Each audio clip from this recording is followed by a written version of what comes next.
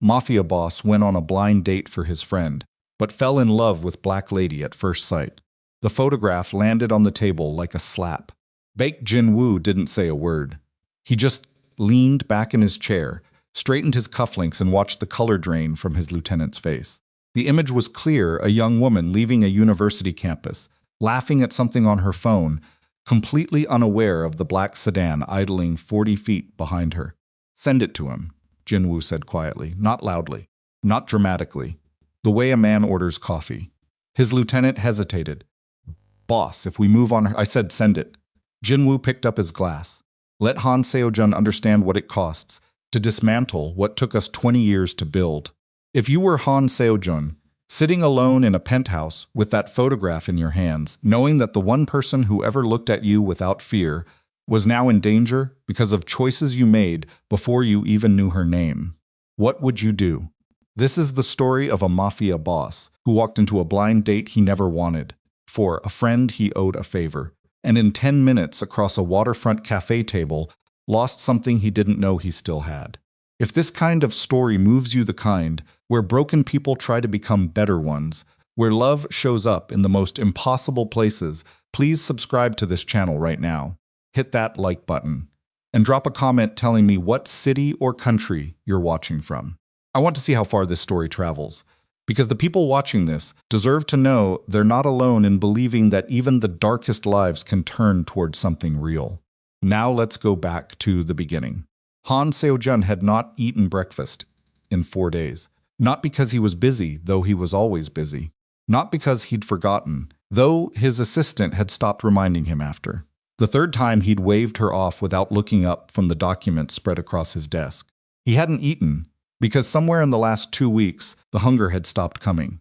His body had simply gotten the message that the man it belonged to wasn't particularly interested in being taken care of. He was 35 years old and looked 40 on a bad morning. The mirror in his private bathroom at Haniel Holdings told the truth every day, whether he wanted it to or not. There were lines around his eyes that hadn't been there 2 years ago. Tightness in his jaw that never fully released, even in sleep. His personal physician had told him 6 months ago that his blood pressure was a conversation worth having soon. Seo-jun had nodded, thanked the man, and not scheduled the follow-up. He ran an empire. To the public, Haniel Holdings was one of Busan's most successful conglomerates: shipping logistics, premium hospitality, real estate development, international trade partnerships. The kind of company featured in business magazines with photographs of Seo-jun in a perfectly pressed suit shaking hands with politicians and port authority officials. The kind of company that employed 1,100 people and sponsored youth education programs in 3 districts. To the people who actually mattered in Busan's underworld, Haniel Holdings was a very expensive and very convincing jacket worn over something much darker. The Mujin organization had existed for 22 years before Seo-jun took control of it at 28. His predecessor, a man named Choi Dong-hyun, who had been like a cold, demanding uncle to him growing up, had built the organization on 3 pillars: smuggling networks through Busan's port facilities, illegal gambling operations disguised as private entertainment clubs, and political influence purchased quietly through strategic donations and well-timed information leverage. Seo-jun had inherited all 3 pillars and spent 7 years making them stronger. He was good at it. That was the part he rarely let himself think about directly. He was genuinely, efficiently good at running an organization that caused real harm to real people, and for a long time the goodness at it had felt like enough of an identity to carry him through each day without asking too many questions about what exactly he was carrying. He had lieutenants who feared him, rivals who respected him, politicians who answered his calls within the hour. He had a penthouse overlooking Busan Harbor where the lights of the looked almost beautiful at night if you didn't know what moved through those waters in the dark. He did not have friends, except for Yoon Tae-ho, who had been his friend since they were 17 years old and had somehow maintained that friendship through every version of what Seo-jun had become, which said something about Tae-ho that Seo-jun had never found the right words to express, and so had never tried. Tae-ho called on a Tuesday morning while Seo-jun was reviewing a quarterly logistics report and pretending the numbers were interesting. I need a favor. Taeho never did preamble. What kind? Stupid. I wouldn't ask if I had any other option. Seo-jun set down his pen. When Taeho described something as stupid, it usually wasn't. Go ahead. I have a blind date tonight. My aunt arranged it. The woman is apparently a graduate student, American, studying here. Very serious about it. My aunt, I mean. She'll never let me hear the end of it if I don't show. And a pause. I got called in for a situation with the Inshin account. I have to take a flight in 3 hours, and I won't be back until tomorrow. I need someone to sit at that table for 10 minutes. Tell her I was called away suddenly for business. Be apologetic. Don't be cruel about it. The silence that followed lasted long enough that Taeho added, I know what I'm asking. But you're the only person I trust not to make a mess of it. You want me to impersonate you on a blind date. For 10 minutes. You sit down. You apologize. You explain I had an emergency. You leave her with dignity intact. She's a grown woman. She'll be fine. Seo-jun stared at his logistics report. Which cafe? He almost didn't go. There were 4 reasons he could name without trying. A conference call with a Japanese shipping partner at 5, a situation with one of his gambling operation managers that needed personal attention, a meeting with his head of security about a surveillance gap they'd discovered in the Suyong district, and the simple fundamental fact that he was Han Seo-jun and he did not perform favors that involved sitting in cafes pretending to be other people. He went anyway. He told himself it was because he owed Taeho. That was true as far as it went. Taeho had pulled him out of situations over the years that had nothing to do with business, that had nothing to do with the kind of dark stretches a man goes through that don't get written into any official account of who he is. Taeho had shown up, not with advice, just with presence. That was worth something, even to a man who had trained himself to keep worth in careful categories. He arrived 7 minutes early, which was a habit he had never been able to break regardless of the setting. Cafe was small and faced the water, the kind of place that looked like someone had designed it specifically for conversations people were nervous about having. Dark wood, soft lighting, rain starting to touch the windows from outside. He ordered water and sat facing the door. She walked in at exactly the scheduled time. He knew it was her, immediately, not because he'd been given a description. Taeho had only said American. Graduate student, won't be hard to spot, but because of how she moved. Not with uncertainty, the way people often moved when entering unfamiliar situations. She came through the door like she'd already decided not to be intimidated by whatever she was walking into, her eyes sweeping the room in one clean pass before landing on him. She was 28, though he didn't know that yet. She was wearing a dark green coat over a simple outfit that suggested she'd thought about what to wear, but hadn't spent excessive time on it, which he found immediately interesting, given that he knew too many women who spent excessive time on everything. Her hair was natural, pulled back with the kind of casualness that was actually a choice. She was black, the kind of warm, deep brown that the inadequate lighting in the cafe somehow still caught well, and she was looking at him with an expression that was politely open, but clearly evaluating. She sat down across from him. Yoon Taeho, she said, and Han Seo-jun, who had been planning for the last 40 minutes exactly how he would conduct a brief, apologetic, professional extraction from this situation, said. Yes, he didn't know why. He told himself later it was reflex. Taeho had asked him to take his place, and he'd arrived and she'd used the name, and he'd responded. But that wasn't entirely true, and he knew it wasn't entirely true from the moment the word left his mouth, because there was something in the way she'd looked at him across that small table that had made him, for reasons he couldn't immediately explain, deeply reluctant to end the conversation before it had begun. I'm Zora, she said. Zora Whitfield. She didn't offer her hand. She just said it, direct and clean, the way someone states a fact they're comfortable with. Nice to meet you, he said. His voice came out steady. He was a man who had conducted negotiations with people who wanted him dead. Steady voice was not difficult. I'm sorry about the setting. I hope you didn't have trouble finding it. Google Maps exists, she said pleasantly. I was fine. Something shifted in his chest. Not dramatically, just a small, unexpected loosening of something that had been tight for a very long time. You're studying here, he said. International law. She was looking at the menu, not at him, which somehow made him pay more careful attention than if she'd been performing interest. At Pusan National. Second year of my program. You're in shipping and investment, according to what your aunt told my advisor. Something like that. She glanced up then, looked at him with those direct, quietly assessing eyes. You don't seem someone who does blind dates. The accuracy of that landed harder than it should have. Is it that obvious? You've been sitting with your back to the wall and your eyes on the door since I walked in. Either you're very anxious about first impressions, or you're the kind of person who doesn't like having people behind him. A small pause. I'm going to guess the second one. Han Seo-jun looked at the woman across the table from him. In 22 years of operating in environments where accurately reading people was a survival skill, he had developed what his lieutenant Kang called the ability to have a person measured within 40 seconds of meeting them. Threat assessment, loyalty calculation, useful or not useful, manageable or not manageable. He looked at Zora Whitfield, and his assessment system went completely, baffingly quiet. 10 minutes passed. He didn't leave. She ordered tea. He ordered coffee. She asked him a question about the Busan port logistics industry, genuinely asked, with the focused curiosity of someone who actually wanted to understand something, not to fill silence, and he answered honestly, though he translated several layers of what he knew into language appropriate. For a man who worked in legitimate shipping, rather than the man who actually knew what moved through certain containers at 3A. She listened. Not performatively, she just listened. And then she said, that's interesting that the import regulation changes hit mid-tier operators hardest. Most people talking about port policy focus on the large conglomerates. But the structural vulnerability is really in the middle layer, isn't it? He hadn't thought about it in those terms. But she was right. And the fact that she was right bothered him pleasantly.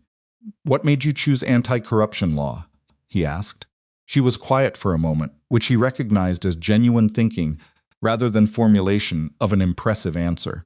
I grew up watching what happens to communities when institutions fail them. Not dramatically, just the steady weight of it. Resources that never arrive. Accountability that never lands. At some point you either get exhausted by that, or it makes you angry enough to do something. She shrugged. I got angry. And you came to South Korea. International law doesn't have borders. Corruption doesn't either. She looked at him steadily. The men who operate above the law don't stay in one country. Neither should the people trying to hold them to it. Han Seo-jun was 35 years old and had sat in rooms with prosecutors, politicians, and criminals of every category. He had never once felt the specific discomfort he felt in this moment, the discomfort of being accurately described by someone who had no idea they were doing it. That's ambitious, he said carefully. Most necessary things are. She wasn't defensive about it. She said it's the way someone states weather. I'm not interested in doing something small with my life. I had exactly one life, and I'd rather spend it on something that matters. The rain against the windows had gotten heavier. You believe powerful men can actually be held accountable? He asked. He wasn't sure why he asked it. Maybe because he genuinely didn't know what he believed anymore, and he was curious what someone who had thought about it seriously would say. I believe choices define people, she said. Not position, not money, not reputation. The choices they make with what they have. She picked up her tea. Power doesn't make you who you are. It just removes the excuses you might have had for being someone worse. The silence that followed wasn't uncomfortable. It was the kind of silence that happens after something true gets said out loud. He sat with Zora Whitfield for 2 hours. He was supposed to stay for 10 minutes. His phone vibrated 17 times during those 2 hours. His assistant, his head of security, his logistics director, one of his lieutenants, and he silenced every single one without looking at the screen. When she finally gathered her things and stood to leave, she looked at him with an expression that was warm, but not uncomplicated. This wasn't what I was expecting, she said. What were you expecting? I don't know. Something more performed, she considered. You're different than I thought you'd be. She was talking about Tai Ho. She was saying this to a man whose name she didn't know. Thank you for your time, he said. He said it automatically, the professional courtesy of a man conducting an exit from a meeting. She almost smiled. That's very formal for a first date. He stopped himself. I'll be less formal next time. It came out before he decided to say it. She registered it with a slight raise of one eyebrow and then a genuine smile, the kind that reached the eyes first and arrived on the mouth second, which was the opposite of most smiles he encountered in his professional life. "Good night, Taeho," she said, and Han Seo-jun watched Zora Whitfield walk out into the Busan rain. He sat at that table for another 12 minutes after she left. He was not a man who reviewed conversations. Conversations were information-gathering exercises. You absorbed what was useful and moved forward. You did not sit at small cafe tables in the rain turning a woman's words over in your head like river stones. Power doesn't make you who you are. It just removes the excuses you might have had for being someone worse. He paid the bill. He walked out into the wet Busan night and stood on the waterfront for a moment, with the harbor lights blurring in the rain. He had been at various points in his adult life, afraid of things. Not often. But the fear existed, the fear of losing power, of betrayal, of the organizational collapse that could destroy everything he had spent years constructing. Real fears, earned through real experience. What he felt standing on that waterfront was not fear. It was something more uncomfortable than fear. It was the recognition that for the first time in years, possibly, for the first time in his adult life, a person had looked directly at him and seen something he wasn't sure still existed. Not a criminal, not a chairman, not a threat or a tool or a valuable alliance. Just a man. And the terrifying thing, the thing that stayed with him on the drive back to his penthouse, that kept him awake at the windows, overlooking Busan Harbor, long after his city had gone quiet, was not that she had seen it. It was that the moment she saw it, he had desperately, unexpectedly wanted it to be true. Han Seo-jun did not call Taeho that night. He thought about it.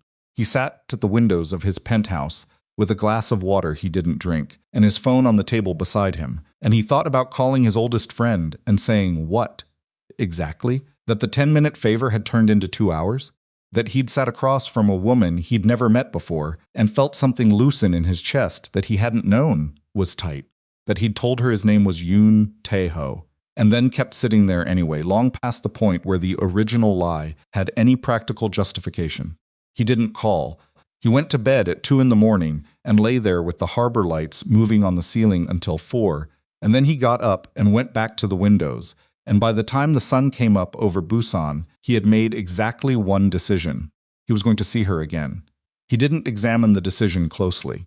He was a man who had learned that excessive examination of a decision after it had already been made in the gut was mostly just a way of talking yourself out of something your instincts had already correctly identified. His instincts had built an empire. He was going to trust them one more time. Problem was logistical. He knew her name. Zora Whitfield, graduate student, Busan National University, international law.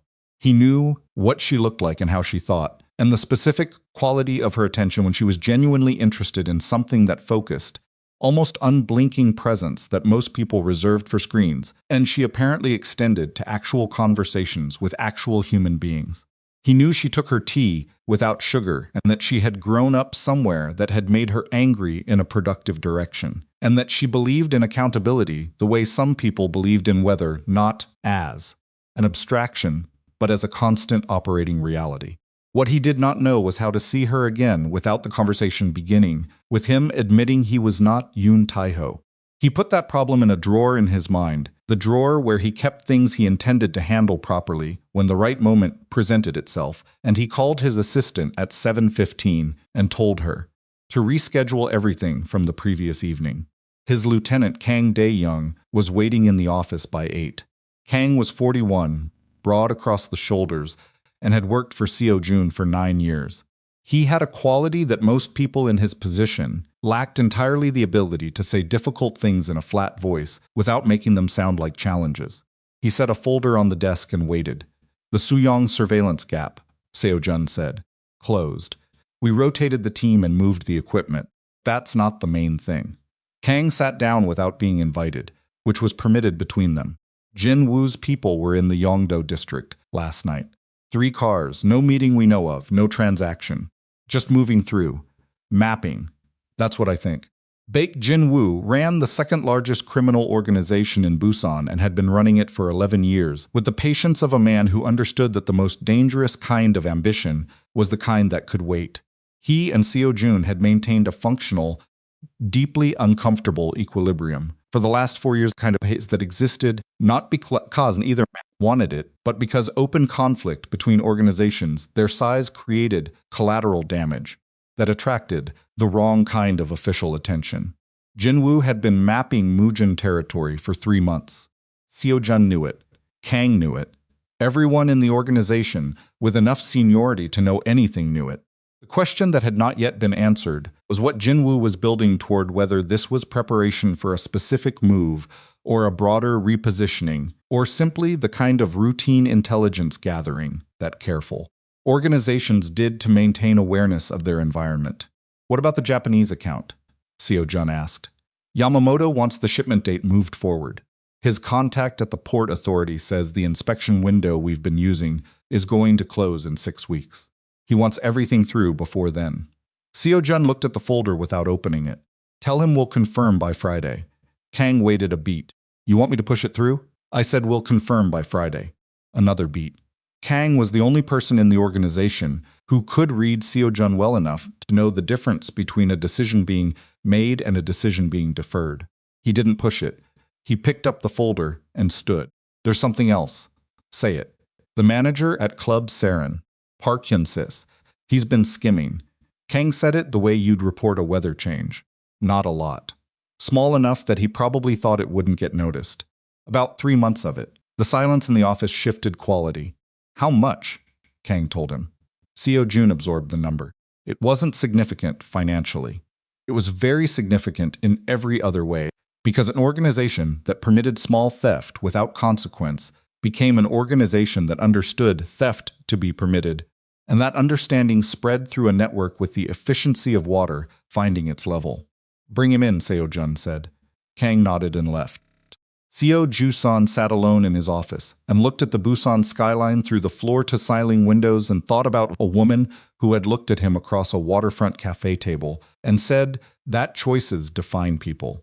He thought about that for longer than he should have. He found Taeho's contact information for the university easily enough. Taeho had mentioned which program, and the rest was the kind of quiet background research that Seo-jun's organization could conduct on anyone in Busan within 48 hours without leaving a visible trace. He did not use his organization for this.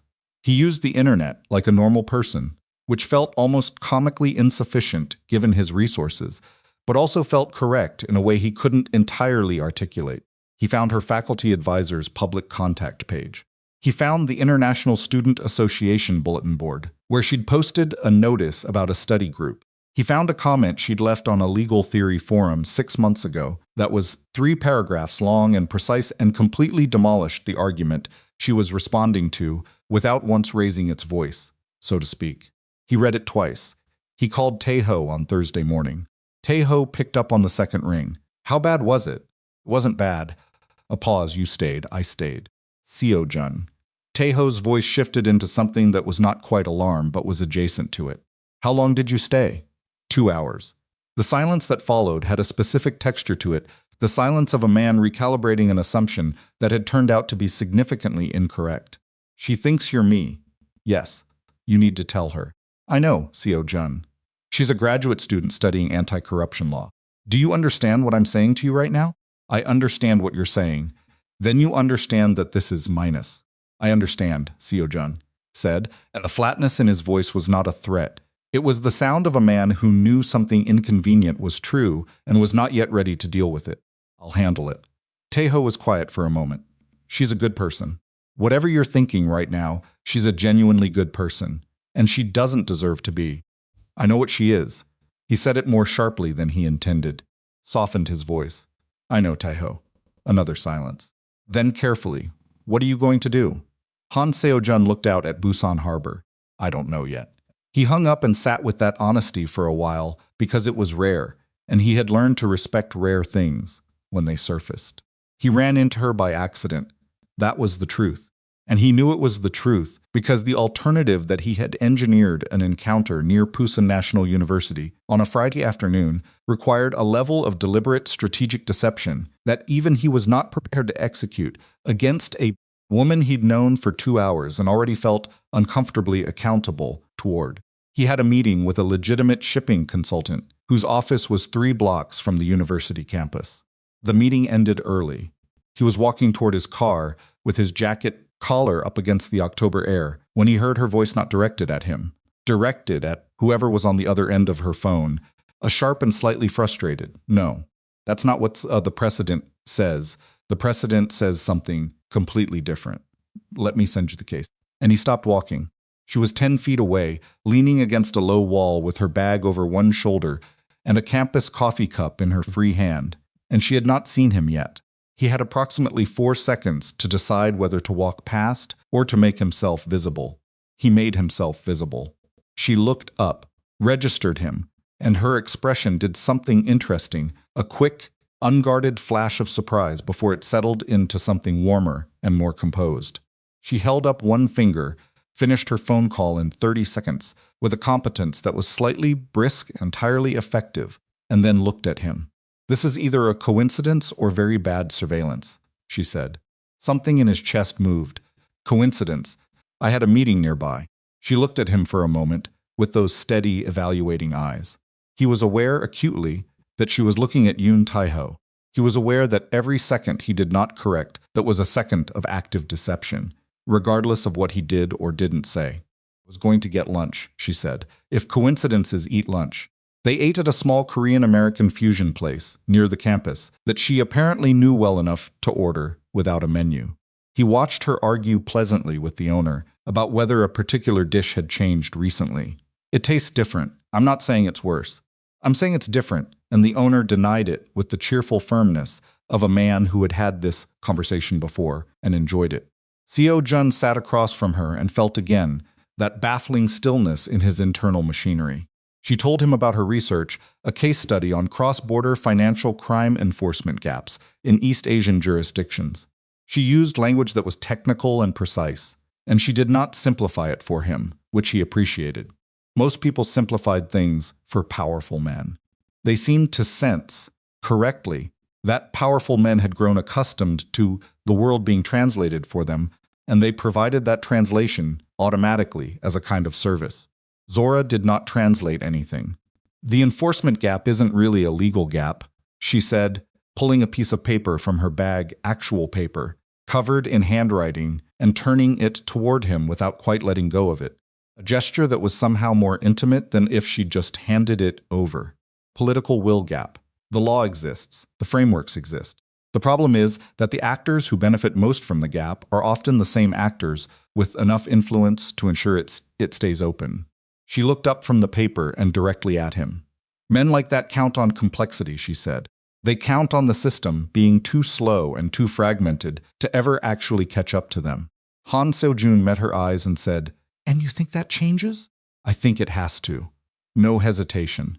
"I think one generation of lawyers who refuse to accept the gap as permanent can shift the entire architecture. Not quickly, not cleanly, but it moves." She sat back. "Things can change." He looked at this woman who was dismantling, in an academic research context, the exact structural advantages that had protected his organization for 22 years, and felt the drawer in his mind where he'd put the problem of the lie crack open slightly. "There are things I should tell you," he said. She looked at him with mild attention. "Okay." The word landed, just okay. Not leaning in, not leaning away. Just present and receptive and waiting. And Han Seo-jun, who had testified before regulatory committees and negotiated with rival organizations, and looked men directly in the eyes while conducting the kind of conversations that ended careers, and occasionally lives, sat across from Zora Whitfield in a small lunch place near a university campus, and found himself completely, unexpectedly unable to form the sentence. Not because he was afraid of her reaction, because he did not want to watch the warmth in her eyes go out. "I'm not very good at this," he said instead, which was true, though not in the way she would understand it. She tilted her head. "At what?" "Being a person, outside of work." She was quiet for a moment. "Then you seem like a person." "I've been told I'm convincing." That got something from her, not quite a laugh, but the shape of one. "You're strange," she said, and said it like a straightforward observation rather than a judgment, but not in a bad way. He looked at her. He wanted to tell her. He understood, intellectually, that he needed to tell her. He also understood, with the clarity of a man who had spent his adult life reading situations accurately, that if he told her the truth, right now, across a plastic table, in a campus-adjacent restaurant while she still had her notes out, and her coffee warm she would leave, and the specific quality of attention she was currently giving him would be gone, and that loss felt, in this moment, disproportionately significant for a man who had spent his career training himself against disproportionate feeling. He gave himself 2 weeks. He would tell her in 2 weeks. He would find a way to introduce the truth gently enough that she could absorb it without the whole thing collapsing. That was the calculation he made. He would spend considerable time later understanding what it had cost. They saw each other 6 times in the next 3 weeks. He told himself each time that he would say it this time. He did not say it. What happened instead was more complicated and more real than he had budgeted for. Zora was not a simple situation. She did not behave like the people he spent his professional life managing, which was partly her youth relative to that professional context, and partly he understood eventually just her fundamental nature as a person who had not been trained to perform herself for powerful men. She disagreed with him constantly. Not combatively, she had no particular aggression to her, unless she was specifically defending a position she'd thought through, but with a casual ease that suggested she had considered its perspective and found it incomplete in specific ways she was happy to explain. He found this infuriating and also more engaging than anything he had experienced in years. She was stubborn about things that seemed unrelated to each other until you understood the underlying logic, at which point they became completely coherent. Rude, Greenwoodsman. She would not let restaurant staff be rude to other customers without saying something, delivered with a politeness that left no room for argument. She returned library books even when she needed them for another day, because she'd committed to a return date. She answered texts from her mother within an hour, regardless of what she was doing. These small specifics assembled themselves into a picture of a person who was not performing goodness but actually living inside it, which was something Seo-jun had grown deeply skeptical existed outside of deliberate construction, and the skepticism was proving embarrassingly wrong. He watched her argue her way through a reading group discussion about the ethics of international sanctions. He sat beside her in a bookstore while she spent 40 minutes deciding between 2 books she clearly wanted equally. And when she finally chose one, he felt himself hoping, privately, that he would still be in her orbit when she finished it and had opinions about it. He wanted to be someone she could have opinions with. He had not wanted anything that small and that real in a very long time. Kang noticed. Kang did not say anything for 2 weeks, which was 2 weeks longer than Seo-jun had expected. And when he finally said something, he said it at the end of a report, debrief, in a voice stripped of any particular tone. The woman you've been seeing. Seo-jun looked up from the report. What about her? She's at Busan National. International Law Program. American, a beat. Anti-corruption track. The silence in the office had edges to it. You've had someone following me, Seo-jun said. It came out very quiet. Routine security protocol. You know that? Kang met his eyes steadily. She's not a liability yet. But if it develops... Seo-jun kept his voice flat. That's all. Kang held his gaze for 3 full seconds. She doesn't know who you are. No, boss. Kang's voice dropped a register. Not softer, more serious, which for Kang was the same thing. That's not a position we can maintain indefinitely. If she finds out another way, I'll handle it. You keep saying that. Seo-jun said nothing. Kang set down his folder. Jinwoo's been asking about your personal schedule, not through normal channels. Through the woman who runs the cafe you frequent in Nampadong. He paused. Someone told him you've been seen with a foreign woman. The temperature in Seo-jun's chest dropped. He kept his face entirely still. It was a skill he'd had since he was 20, the ability to absorb information that mattered enormously without letting that matter show on his skin. He processed what Kang had said, turned it, found its edges, understood its implications. Jinwoo was noticing his patterns. Jinwoo was noticing her. Increase the Nampodong rotation, he said. Pull the cafe contacts background. Already done. Kang picked up his folder. Seo-jun. He used the name without honorific, which was reserved for the moments of real conversation between them. I've worked with you for 9 years. I have followed your calls when I didn't understand them, been right to follow them. But I need you to understand what I'm looking at from where I'm standing. Tell me, you're distracted in a way you've never been distracted before. The Yamamoto confirmation is overdue. The Park Yun-sik situation hasn't been resolved. Jinwoo is mapping, and you've had 3 operational meetings this month where I had to redirect your attention. Kang kept his voice flat and honest. Whatever this is, with the woman, I don't need to know the details. The organization needs the version of you that keeps it running. Seo-jun looked at his lieutenant for a long moment. Give me until the end of the month, he said. Kang left without another word.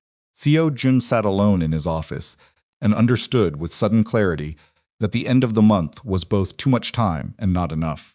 He told Zora he needed to talk to her on a Tuesday evening in the 4th week. She came to a waterfront restaurant he chose for the relative privacy of the corner table, not the cafe where they'd first met. Somewhere neutral, somewhere he hadn't built any associations yet that he was afraid of losing. She arrived in that dark green coat again and sat across from him and read his face with the thoroughness of someone who had spent the last several weeks learning how to read it. You look like you've been rehearsing, she said. He had been rehearsing. He'd spent 4 days building the sentence. There's something I should have told you from the beginning. She set down her water glass. Her expression didn't change dramatically. It became more still, which on her face was more significant than movement. Okay, the first night we met, at the cafe. He looked at her directly because he owed her that. I wasn't Yoon Tae-ho. I'm his friend. He was called away and asked me to sit with you for 10 minutes and explain, and instead He stopped because the expression on her face had shifted in a way that was entirely controlled and also completely impossible to misread. Your name, she said. Just that. Han Seo-jun. She was quiet for a moment. Her hands were on the table and very still, and she was looking at him with an expression that was not anger, not yet, or not only, but something more careful than anger. The expression of a person taking information in correctly before deciding what to do with it. Seo-jun, she repeated, testing the shape of it. Yes. And everything else. What you do. What you actually do. He looked at her steadily. I run a company called Hanuel Holdings. I know what Hanuel Holdings is, she said. Her voice was quiet. I know what it's connected to. He felt the sentence land. How long have you known? Since the 2nd week. She picked up her water. Put it down. A colleague mentioned your name in a different context. I looked you up. A pause. I kept waiting for you to tell me yourself. The air between them thinned. You knew, he said. I knew the name. I know what the name is associated with. She looked at him with those steady eyes. I don't know what's true and what's rumor and what's prosecutable, but I know enough. And you kept seeing me. I kept waiting, she said again, and this time the emphasis landed differently. There's a difference. Han Seo-jun sat across from Zora Whitfield and felt the specific quality of her patience, not forgiveness, not acceptance, but a deliberate withholding of judgment until the evidence was complete and understood that he was looking at a person of genuine moral seriousness, which was both the most reassuring and most frightening thing he had encountered in a very long time. I should have told you immediately, he said. Yes, no softening of it. I didn't, because he stopped again. Looked at his own hands for a moment. I didn't want the conversation to end before it started. The silence that followed was long enough that the restaurant moved around them. A waiter passed. Glasses clinked 2 tables over. The rain outside picked up again. I'm not afraid of you, she said eventually. I want to be clear about that. If that's what you were worried about. I wasn't worried about that. Then what were you worried about? He met her eyes. That you'd be right about what I am. Zora looked at him for a long moment. Something moved in her expression, not softening exactly. More like a recalibration. I'd need you to tell me the truth. All of it. Not tonight, but the truth. All right. And I need you to understand. She stopped herself. Reconsidered. What I study. What I'm working toward. What I've committed my life to that isn't abstract for me. The men who operate systems like the one you're connected to are not abstraction. The communities they damage are real. I know. I don't know if you do, she said. Not harshly. Honestly. I think you understand it intellectually. I don't know if you've spent time with the actual consequences. He wanted to tell her she was wrong. He sat with the wanting and let it pass, because she was not wrong, and he had promised himself in the 38 hours, since Kang's report and the mention of Jinwoo's interest in his schedule, that he was done adding deception to the existing weight. Tell you the truth, he said. Whatever you want to know. She nodded once. Then she picked up the menu. We should eat, she said. You look like you haven't been eating. Han Seo-jun looked at Zora Whitfield, deciding what to order in the careful, specific way. She did everything with full attention and without performance, and felt something shift in the structure of his life, with the quiet certainty of something that had been moving toward this point for a long time. Picked up his own menu. He had not yet told her the full truth. She had not yet decided what to do with the partial truth she held. They were sitting in the uncomfortable real middle of something that had no clean edges and no guaranteed outcome. 3 days later, Kang put a folder on his desk, without explanation. Inside was a single photograph. Zora Whitfield leaving the Busan National Campus, laughing at something on her phone, unaware of the black sedan idling 40 feet behind her. Clipped to the photograph was a card with Jin-woo's personal contact number and 4 words, written in precise, unhurried handwriting. Let's discuss your future. Han Seo-jun held that photograph in both hands and felt something cold and absolute settle into the center of his chest, the understanding that the choice he had been rotating in his hands like an unsolved problem for weeks had just been made for him. Jin-woo had found her, and the man who had spent 22 years surviving by keeping everything at arm's length understood with the total clarity of someone who has just lost the option of any other position. A sound like green wood splitting that he was no longer willing to stand at a distance from the one thing that had made him want to be indifferent. He picked up his phone and called Kang. Get me a meeting with Jin-woo, he said, and call the investment team. I want a full audit of every Mujin-connected account by end of week.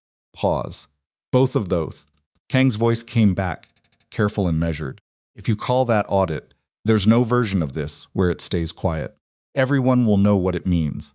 I know what it means, Seo-jun said. He hung up. He looked at the photograph one more time at Zora's face, open and laughing, completely unprotected, and then he set it face down on the desk and stood up.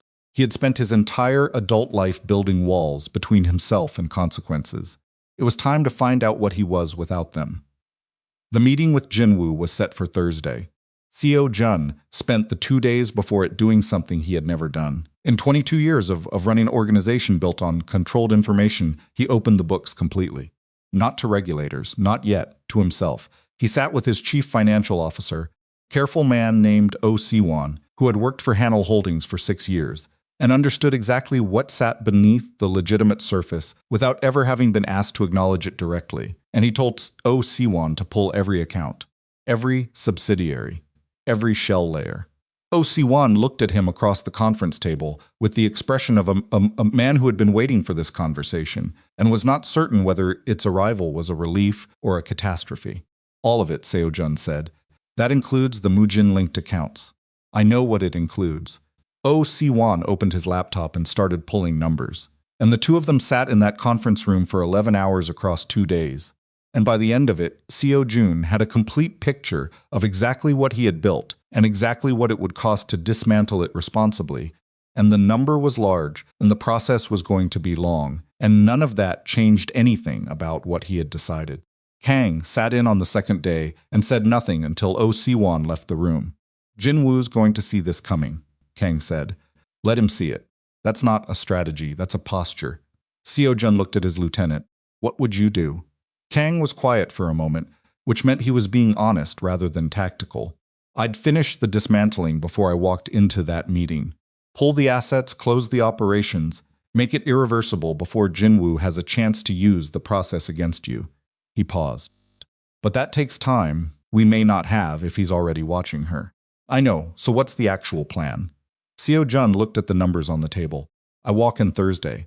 I tell him I'm exiting.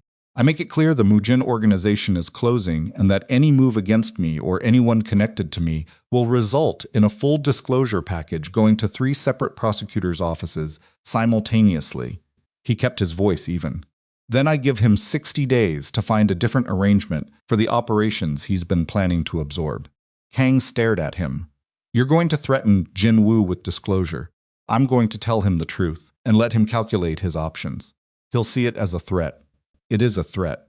It's also the truth. Both things can be accurate at once. Kang stood up slowly.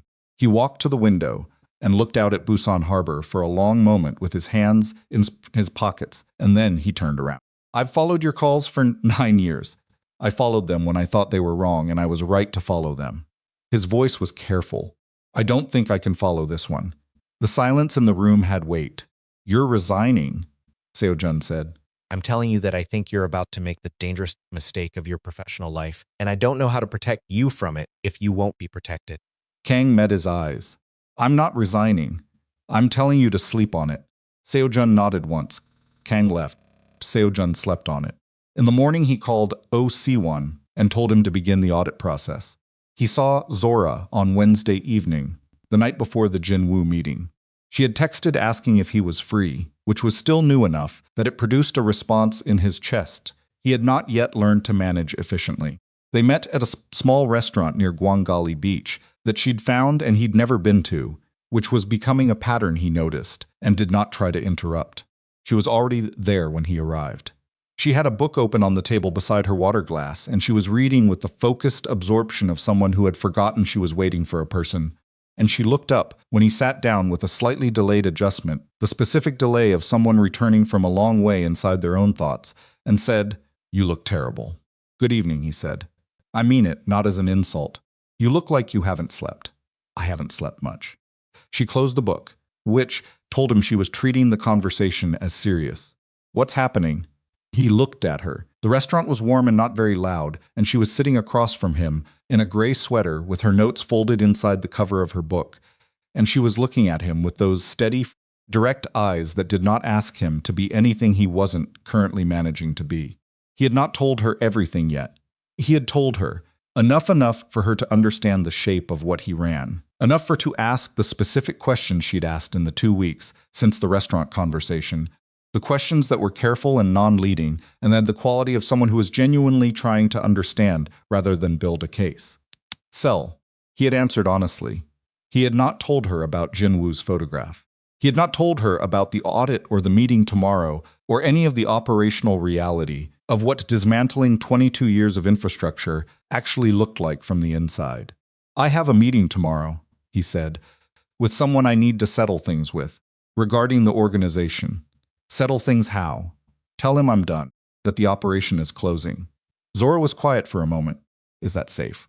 "Probably not entirely." Seo-jun. "Correct decision." Safe and correct don't always align. She looked at him with an expression he was still learning the full vocabulary of, something between concern and frustration, and a quality that he had come to understand. Slowly, was a specific form of attention she gave to things she cared about. "What do you need from me right now?" "Actually," he looked at her. "Nothing. I don't need anything. I wanted to see you before tomorrow." The honesty of that landed between them in the quiet way that honest things often did, without drama, just with presence. "All right," she said. And she opened her menu, and they ordered, and she told him about a case study she was working through for her thesis, and he listened, and they stayed at that table for 2 hours, and when he walked her back toward campus, she stopped at the corner and looked at him. "Come back safe tomorrow," she said. "I intend to." She nodded. She was not the kind of person who reached for reassurance she didn't believe in. She took him at his word because she had, over the course of 5 weeks, decided he was worth taking at his word, and the weight of that decision was something he felt in his sternum. He watched her walk toward the campus gates, and then he stood on the Gwangali sidewalk in the October air for a moment before getting into his car. He had an organization to dismantle and a dangerous man to face tomorrow, and the logistical complexity of both was significant and real. What stayed with him on the drive home was not any of that. It was the particular way, she had said, come back safe, not as a flourish, not as performed concern, but with the plainness of someone who had calculated the risk and chosen to say the true thing instead of the comfortable thing. He had not had that in a very long time. He was not going to lose it. Jinwoo's office was in a building in Hyundai that looked, from the outside, like the headquarters of a moderately successful financial consulting firm. The lobby had real art on the walls and a receptionist who smiled with professional warmth and offered water before showing him to the elevator. Jinwoo was waiting in a conference room on the 14th floor. He was 53 years old and looked 50, the kind of man whose discipline showed in the economy of his movements. Everything deliberate, nothing wasted. He had the build of someone who had once been physically imposing and had let it settle into something quieter and more considered over the years. He was standing at the window when Seo-jun entered, and he turned without hurry. The way you turn when you've been expecting someone, and their arrival confirms a calculation rather than providing information. Han Seo-jun, he said. You look thin-baked, Jinwoo. Seo-jun sat down without being invited. He had decided before entering the building that he was not going to perform. I'll be direct. Jinwoo sat across from him. Please. The Mujin organization is closing. The process has already started: financial audit, operational review, asset reallocation. It will take approximately 8 months to complete responsibly. He looked at Jinwoo steadily. I'm telling you this as a professional courtesy, not to negotiate. The decision is made. Jinwoo looked at him for a long moment without speaking. The quality of his silence was evaluative, the silence of someone processing information against a framework rather than reacting to it emotionally. Then he said, because of the woman. Seo-jun kept his face still. Because it's the right decision, of course. Jinwoo almost smiled. It didn't reach his eyes, which were pale brown and entirely without warmth. The right decision. At 35, after 22 years, the right decision arrives. He tilted his head. She's a student. This has nothing to do with. She studies anti-corruption law, Jinwoo said it pleasantly. The irony is almost beautiful. The mafia boss and the woman who wants to prosecute men exactly like him. He leaned back. How does she feel about who you are? She knows who I am. Does she? Something shifted in Jinwoo's expression. Not quite surprise, recalculation. She knows about the Yamamoto account, the Suyong operation, the specific details of how the port inspections have been managed for the last 7 years. Seo-jun said nothing. She knows the shape of things, Jinwoo said. That's different from knowing the truth. He picked up his water glass. What happens to a woman who dedicated her academic career to holding men like you accountable when she discovers the man she's sleeping with is the specific category of criminal she has publicly committed to prosecuting? She's not. Seo-jun stopped himself. Jinwoo registered the stop with quiet satisfaction. She's not what, sleeping with you? Not yet? Or she's not going to be a problem? He set the glass down. Seo-jun, we have known each other for 11 years. I have respected your operation because you ran it with discipline and intelligence. I am telling you now, from that same position of respect, that what you are doing is not a decision. It is a symptom. The Mujin organization is closing, Seo-jun said again. His voice had not changed. The operations you've been planning to absorb will need to find other arrangements. You have 60 days, or a disclosure package, goes to 3 prosecutors' offices simultaneously. Every detail, including the specific ways our organizations have intersected over 11 years. He held Jinwoo's gaze, including yours. The silence in the room changed quality entirely. Jinwoo looked at him for a very long time. His expression did not register alarm or anger in any conventional way. It registered something colder, the expression of a man filing information into a category and deciding what the category required. You would do that, Jinwoo said, finally. You'd burn yourself to the ground to close the door on me. I'm closing it regardless. I'm offering you the option of walking away from it cleanly. And the woman. You think closing Mujin makes her safe. He shook his head slowly. You think the problem is the organization, Seo-jun. Problem isn't the organization. The problem is that you have handed someone leverage over you that you cannot control. And every man in this city who has ever done business with you now knows it. Seo-jun stood up. 60 days, he walked out. In the elevator, he stood very still with his hands at his sides and felt the specific quality of the air after a meeting that had not gone the way the meeting was supposed to go, not because anything had been said that he hadn't expected, but because Jinwoo had said things that were true, and the truth of them had landed in a way that the preparation had not entirely absorbed. He got in his car. He drove 3 blocks and then pulled over and sat there for 4 minutes with the engine running. Jinwoo was not going to take 60 days. He understood that now completely, in a way that the preparation had intellectually accounted for, but that the reality of Jinwoo's face and voice had made undeniable. Jinwoo was going to move, and he was going to move fast, and the direction he was going to move was not toward Han Seo-jun's operations. He was going to move toward Zora. Seo-jun pulled back into traffic and called Kang. What happened next happened in 48 hours, and it happened faster than he had built his response to handle. Jinwoo did not send men. He was too disciplined for the direct approach and too experienced to hand Seo-jun a provocation he could use to justify the disclosure package. What Jinwoo sent instead was information carefully selected, precisely timed, and delivered to exactly the right recipient. Seo-jun found out when Zora called him on Friday evening. She did not call often. She texted. The calls were reserved for things that felt necessary, which he had understood after the first 2 times she called, and the calls had been specific and purposeful and brief. When his phone showed her name, he answered immediately. "I need to see you," she said. Her voice was different. Not cold, not angry, not yet. But the warmth had been replaced by something flat and careful. The voice of a person who has received information and is in the process of deciding what it means before they let themselves feel it. "When?" he said. "Now, can you come to the campus cafe?" The one on the south side. He was there in 22 minutes. She was sitting at a corner table with her laptop open and 2 printed documents beside it. And when he sat down, she turned the laptop toward him without preamble. It was a financial investigation report. Detailed, specific, with account numbers and transaction records, and a corporate structure diagram that laid out the relationship between Hanul Holdings and 3 Mujin-linked subsidiaries, with a clarity that suggested either very sophisticated investigative work or access to internal documents. He looked at it for 10 seconds and understood immediately what he was looking at and where it had come from.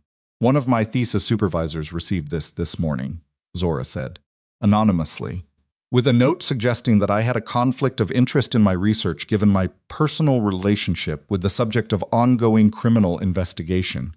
She kept her voice very level. The note used my name. It used your name.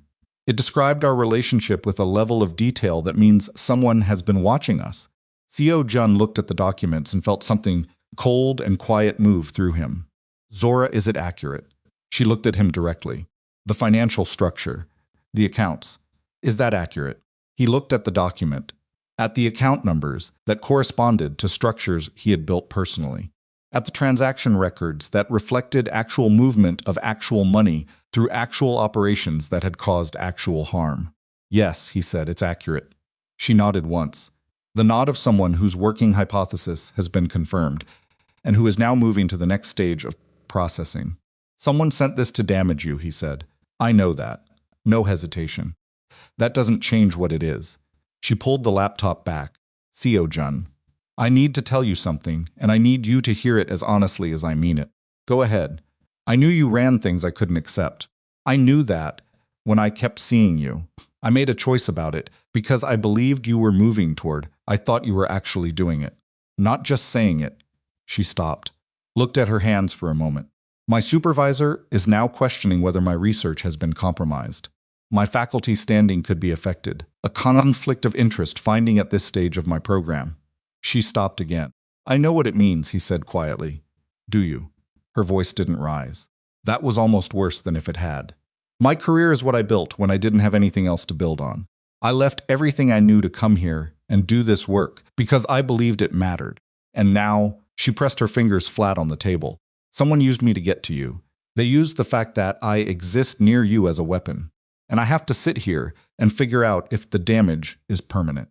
Han Seo-jun looked at Zora Whitfield and felt something in him that was worse than guilt and different from guilt, the specific weight of watching consequences land on someone who had not made the choices that caused them. "I'll fix it," he said. She looked at him. "How?" He stopped. Because the honest answer was that he didn't know exactly how yet, and she was not a person who responded well to promises that outpaced plans, and he owed her the accuracy. "You can't fix a conflict of interest finding by making a phone call," she said. "That's not how institutions work." A pause. "It might be fine. My supervisor is reasonable. But it might not be fine, and either way the process is going to take time and attention I don't have." She closed her eyes briefly, opened them. "I'm not blaming you for what someone else did. It came from my world." "Yes," she looked at him directly. "It did." He sat with that. "I need some time," she said. "Not forever. I'm not walking away from this.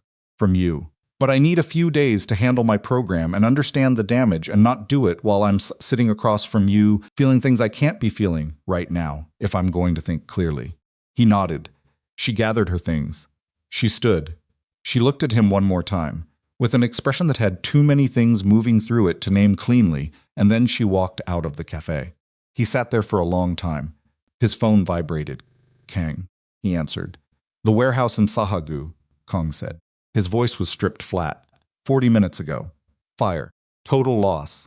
The security team got out, but the inventory, everything stored there is gone. Seo-jun closed his eyes for 1 second. Anyone hurt. Minor burns on 2 men. Nothing critical. A pause. It wasn't accidental. I know it wasn't accidental. Jinwoo moved faster than 60 days. Kang's voice was very careful. My people want a response. The kind of response they understand. Splitting. If you don't give them something in the next 24 hours, the men who have been with this organization for years, who are watching you dismantle it, who are now watching Jinwoo burn it, they're going to start making their own calculations about where to land. Seo-jun said nothing. I can hold them for 24 hours, Kang said. After that, I don't know what I can hold. He hung up. Seo-jun sat alone in the campus cafe in the seat Zora had just left, with the financial documents still on the table and the smell of something burning. He could only imagine 2 miles across the city, and he understood, with the full, unambiguous clarity of a man who has run out of controlled options, that he was now fighting on 2 fronts that required completely opposite strategies. His organization was fracturing. His men wanted the war. They knew how to fight. Jinwoo had made his move and was waiting for the counterattack that would justify escalation and draw Seo-jun back into the only language the underworld understood. And the woman he had done all of this for was 3 minutes down the road with her academic career in question, and had asked him for space he could not afford to give her, because Jinwoo had already demonstrated he was willing to use her existence as a pressure point. He picked up his phone and called OC1. The audit, he said. I need the full package ready for external review. Not internal. External. OC1 was quiet for a moment. You mean for investigators? I mean for whoever needs to see it to end this cleanly. Seo-jun. OC1's voice dropped. If we hand that package to prosecutors. I know what it means for me personally. You could go to prison. I know, a very long silence. When? Get me a complete package by Monday. I'll handle the rest. He ended the call. He sat in the quiet cafe with the weight of what he'd just set in motion, and he didn't try to find a more comfortable position inside it because there wasn't one, and pretending otherwise had already cost more than he could afford to pay. Outside, the October wind was moving off the water. 2 miles away, one of his warehouses was still smoldering. Somewhere on this campus, Zora Whitfield was sitting with damage she hadn't asked for, and a career she had fought too hard for to watch unravel because of a man she had not yet decided whether to trust completely. And Han Seo-jun, who had spent his adult life constructing every situation to ensure he was never without options, sat alone and understood that the only move left was the one that left him entirely exposed, not to Jinwoo, not to his lieutenants, not to the rival networks already repositioning around the news of Mujin's fracture. Exposed to the truth, which was the most dangerous thing he had ever faced, because the truth had no leverage point and no negotiated exit and no version of itself that could be managed from a distance. He stood up. He straightened his jacket. He walked out into the cold Busan evening and called his attorney not the one who handled Hanuel Holdings' corporate matters, but the one who handled things that required a different kind of counsel entirely, and said 4 words he had never said in 22 years. I need to surrender myself. The line was silent for a long moment. Then his attorney said very carefully to whom, and Seo-jun looked up at the Busan skyline and said, whoever will do this correctly. The attorney's name was Lim Jae-won, and he had been practicing criminal defense law in Busan for 27 years, which meant he had seen most categories of difficult situation and had developed, over those decades, a professional composure that held under significant pressure. It did not entirely hold on Friday night when Han Seo-jun walked into his private office at 9:15 and sat down and said he wanted to surrender himself to the prosecutor's office with a full disclosure package by Monday morning. Lim set down his pen. He picked it up. He set it down again. You understand what you're describing, he said. I understand exactly what I'm describing. You're describing voluntary cooperation with a criminal investigation into an organization you have run for 7 years. You're describing handing prosecutors a case they have been unable to build independently for over a decade. Lim looked at him across the desk. You are describing prison time, Seo-jun. Real prison time. Not a negotiated settlement. Not a fine. Not a monitored compliance period. Actual incarceration. I know. How long have you been considering this? Long enough. Lim was quiet for a moment. He was 61 years old and had the careful, unhurried quality of a man who had learned that the most important thing in a crisis was to think correctly rather than quickly. He looked at Seo-jun with the specific attention of someone assessing not the situation, but the person inside it. Is this about the woman, he said. It's about making a decision that I can live with, Seo-jun said. The woman is part of why I'm capable of making it. That's different. Lim considered this. The disclosure package. What's in it? Everything. Mujin financials going back 14 years. Operational records. Partnership structures.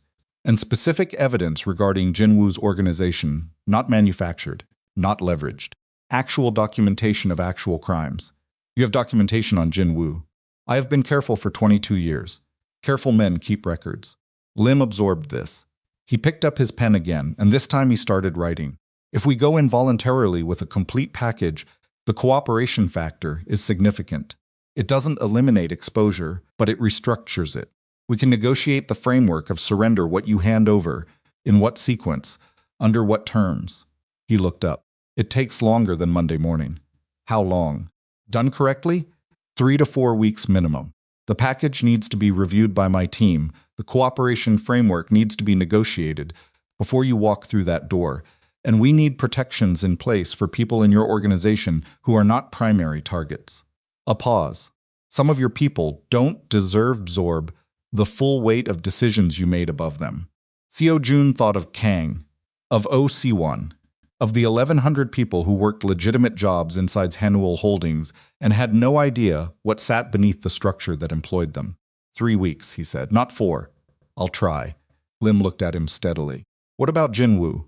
If he knows you're moving toward disclosure, he has every reason to destabilize the process before it completes. He already moved the warehouse in Sahagu. Lim set his pen down again. He burned your property. Yes, and your men want retaliation. Yes. And if they don't get it, I know what happens if they don't get it. Seo-jun looked at his attorney with eyes that were very tired and very clear at the same time. Which is why the 3 weeks matters. I need the framework in place before the organization fractures completely and individual actors start making decisions I can't be responsible for. Lim nodded slowly. I'll have my team start tonight. He paused. Seo-jun, I have to ask you something, and I need an honest answer. Go ahead. Are you doing this because it's right, or because you're in love with a woman who studies anti-corruption law and you're trying to become someone she can accept? The question sat between them in the quiet office. Seo-jun looked at his attorney for a long moment. Both, he said. Both things are true, and I'm not going to pretend otherwise. But the second one wouldn't have the power it has if the first one wasn't already there. I've been looking for a reason to do this for longer than I've known her. Lim looked at him for another moment, and then he nodded, once, with the nod of a man who has received an answer he considers honest and can work with. All right, he said. Let's begin. Saturday arrived cold and clear, and Seo-jun had not slept. He went to the office at 6 in the morning because the penthouse had begun to feel like a container. He could not pace around efficiently enough, and he sat at his desk with the audit materials. OC1 had assembled and worked through them page by page, with a precision that was partly practical and partly the only form of control he had available. Kang arrived at 7:30. He stood in the doorway for a moment, looking at his employer, the dark circles, the jacket over the back of the chair, instead of on his shoulders, coffee that had gone cold 2 hours ago, and then he came in and sat down without being asked and said, My men held. For now. But I need to tell you something. Tell me. Park Hyun-sik. The gambling operation manager who had been skimming the situation, Seo-jun had never fully resolved, the thing he'd set aside in the drawer with everything else, while he was busy making other decisions. He went to Jinwoo 3 days ago. The cold thing in Seo-jun's chest dropped another degree. How much does he know, Seo-jun said. Enough. He knew about the audit. He knew about Lim. He may know about the disclosure conversation. Kang kept his voice flat, which required visible effort. He was angry about the resolution of his situation being delayed. He decided Jin-woo was the better employer, and Jin-woo now knows the timeline. If Park told him everything yes, Seo-jun was quiet for 10 seconds. He counted them without meaning to, an old habit from situations that required him to respond rather than react. Where's Park now? Jin-woo's keeping him close. He's protected as long as he's useful. Kang met his eyes. Boss. If Jin-woo knows you're moving toward voluntary disclosure with a package that includes evidence on his organization, he's not going to give you 3 weeks. He's not going to give you 3 days. I know. So what do we do? Seo-jun looked at the audit materials on his desk. 22 years of decisions assembled into columns and account numbers and structural diagrams. At the shape of what he had built, laid out flat and readable in the cold morning light. Call Lim, he said. Tell him we need the framework in 72 hours, not 3 weeks. Tell him to work through the weekend with however many people he needs. Kang stared at him. 72 hours is not enough time to. I know it's not enough time. Tell him anyway. He stood up. And I need you to do something else. What? Find out if Zora's building has additional security. Her apartment building, the campus entrance she uses, the route between them. He kept his voice even. Don't make it visible. I don't want her to know. Kang absorbed this. He did not say anything about it, which was its own form of communication. I'll handle it. After Kang left, Seo-jun stood at the window and watched Busan come alive in the Saturday morning light and understood with great clarity that he was no longer managing a transition. He was in a race. Jin-woo moved on Sunday. Not against Seo-jun directly. Jin-woo was too precise for direct moves against primary targets. He moved against the infrastructure. 3 of Seo-jun's remaining operational contacts received visits from Jin-woo's people, not threatening, just informational. They were told that the Mujin organization was effectively finished, that its leadership was in the process of voluntary dissolution, and that anyone who had been relying on Mujin-adjacent business relationships should be making other arrangements immediately. It was not a threat. It was faster than a threat. Seems. It was a public declaration that Seo-jun was already gone, delivered before Seo-jun had actually moved, designed to make the movement inevitable by removing the infrastructure that might have allowed him to reverse course. Kang reported this at 11 Sunday morning with the specific exhaustion of a man who has spent 48 hours running on anger and is now running on something grimmer. He's not waiting to see what you do, Kang said. He's already written the ending. Then we changed the ending. Seo-jun's voice was very quiet. Get me a meeting with Prosecutor Shin. The silence on the other end of the call had texture. Shin Yun-ki. Yes. He's been trying to build a case against Mujin for 6 years. I know. You're going to walk into his office. Not his office. Neutral ground. Whatever he'll agree to. Seo-jun looked at the harbor through the penthouse windows. Tell him I have a complete financial package, operational records going back 14 years, and documentation on 3 criminal organizations, including Jin-woo's. Tell him I'm coming in voluntarily and that the cooperation is unconditional. A very long pause. And your exposure. I accept my exposure. Seo-jun, get me the meeting, Kang. He ended the call. His hands were steady. He noticed this with a kind of detached interest, because his hands had not been reliably steady in the last 72 hours, and the stillness felt like information rather than comfort. The information was that some part of him had settled into the decision in a way that made the physical machinery calm down. Because the decision was made and the body understood that the phase of calculation was over and what remained was execution. Called Zora. She answered after 4 rings, which meant she had seen his name and thought about it before picking up, which he understood without resentment. I need to tell you something, he said. Not an apology. Not a negotiation. Just information that you deserve to have before it becomes public. She was quiet for a moment. Okay, I'm going to the prosecutor's office. Voluntarily. With a full disclosure package. It will happen in the next 48 hours. He paused. Process is going to be visible. It will be in the news. Your name may come up in the context of our relationship. I wanted you to hear it from me first. The silence on her end lasted long enough that he counted his own heartbeats. 7. Are you doing this because of what happened with my supervisor? She said. No. I was already moving toward it. What happened with your supervisor accelerated the timeline. A pause. The decision was mine, not yours. I need you to understand that. I understand it. Her voice was careful and even. Are you going to be all right? Probably not immediately. He looked out at the harbor. Eventually, another silence. Seo-jun. She said his name with a weight that was not quite tender and not quite afraid, and was something more real than either. You don't have to do this too. I know I don't have to, he said. I need to. There's a difference. You told me that difference once about your own choices. I'm applying the lesson. He heard her breathe on the other end of the call. Be careful, she said. I'm trying. He hung up and stood there for a moment, with the phone in his hand and the harbor light coming through the windows and the weight of the next 48 hours assembled in front of him like a physical thing he had to walk through. Then his phone rang. It was a number he didn't recognize. He almost didn't answer, he answered. Han Seo-jun. The voice was male, unhurried, and entirely without the specific professional warmth that Jinwoo's people usually cultivated. Mr. Baek would like to meet. Tonight, he says to tell you it concerns the Whitfield woman directly, and that the conversation will not wait. The cold thing in his chest became something different, not fear, but the specific biological alarm of a predator recognizing that the game has changed shape without warning. Where? He said. The location was a private restaurant in Namgu that Jinwoo effectively owned through 3 layers of proxy ownership, which meant it was Jinwoo's territory in every way that mattered and neutral territory in no way at all. Kang met him in the parking garage 2 blocks away and looked at him with an expression that was past persuasion and into something more fundamental. Don't go in, Kang said. He mentioned Zora specifically. That's exactly why you don't go in. That's the leverage point. He knows it works on you, and he's using it. If there's a real threat, you handle it with information and position, not by walking into his building because he called. Kang's jaw was tight. Think. He doesn't have anything. If he had moved against her directly, you would know. He's telling you he might move.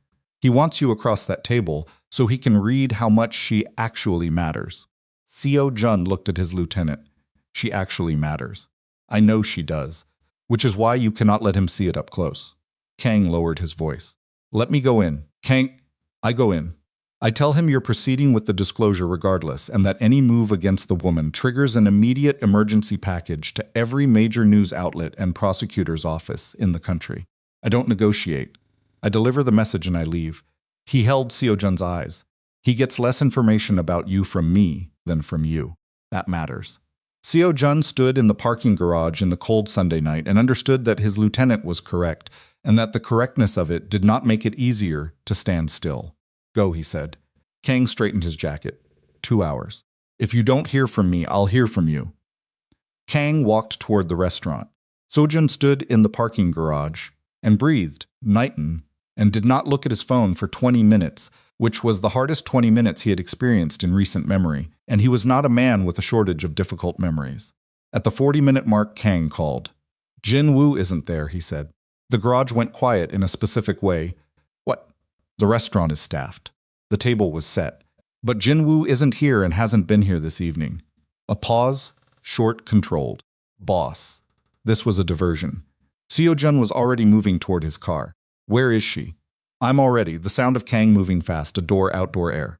Her building security picked up 2 men in the lobby 20 minutes ago. Building manager called it in as a noise complaint. Campus security responded, but Kang, she's not in her apartment. Her neighbor saw her leave with a bag about an hour ago. A breath. She might have gone somewhere on her own. She might not have known.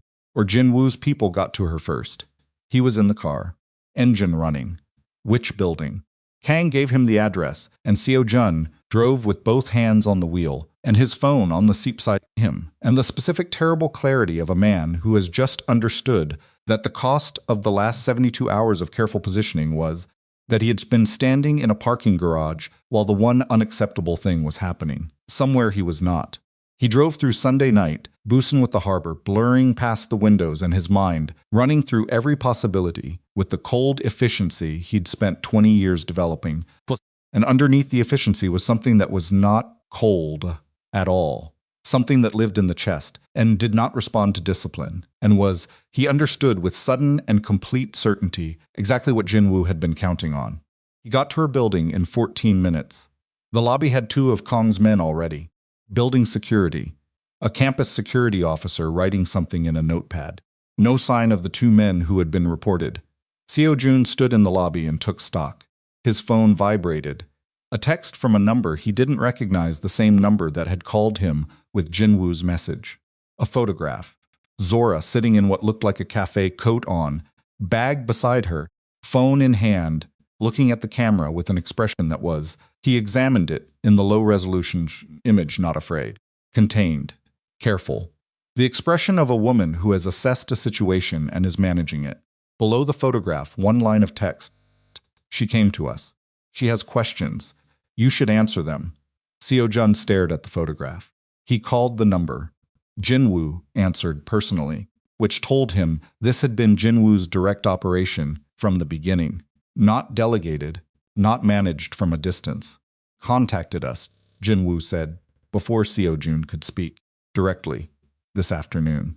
She called the consulting firm number, the public one.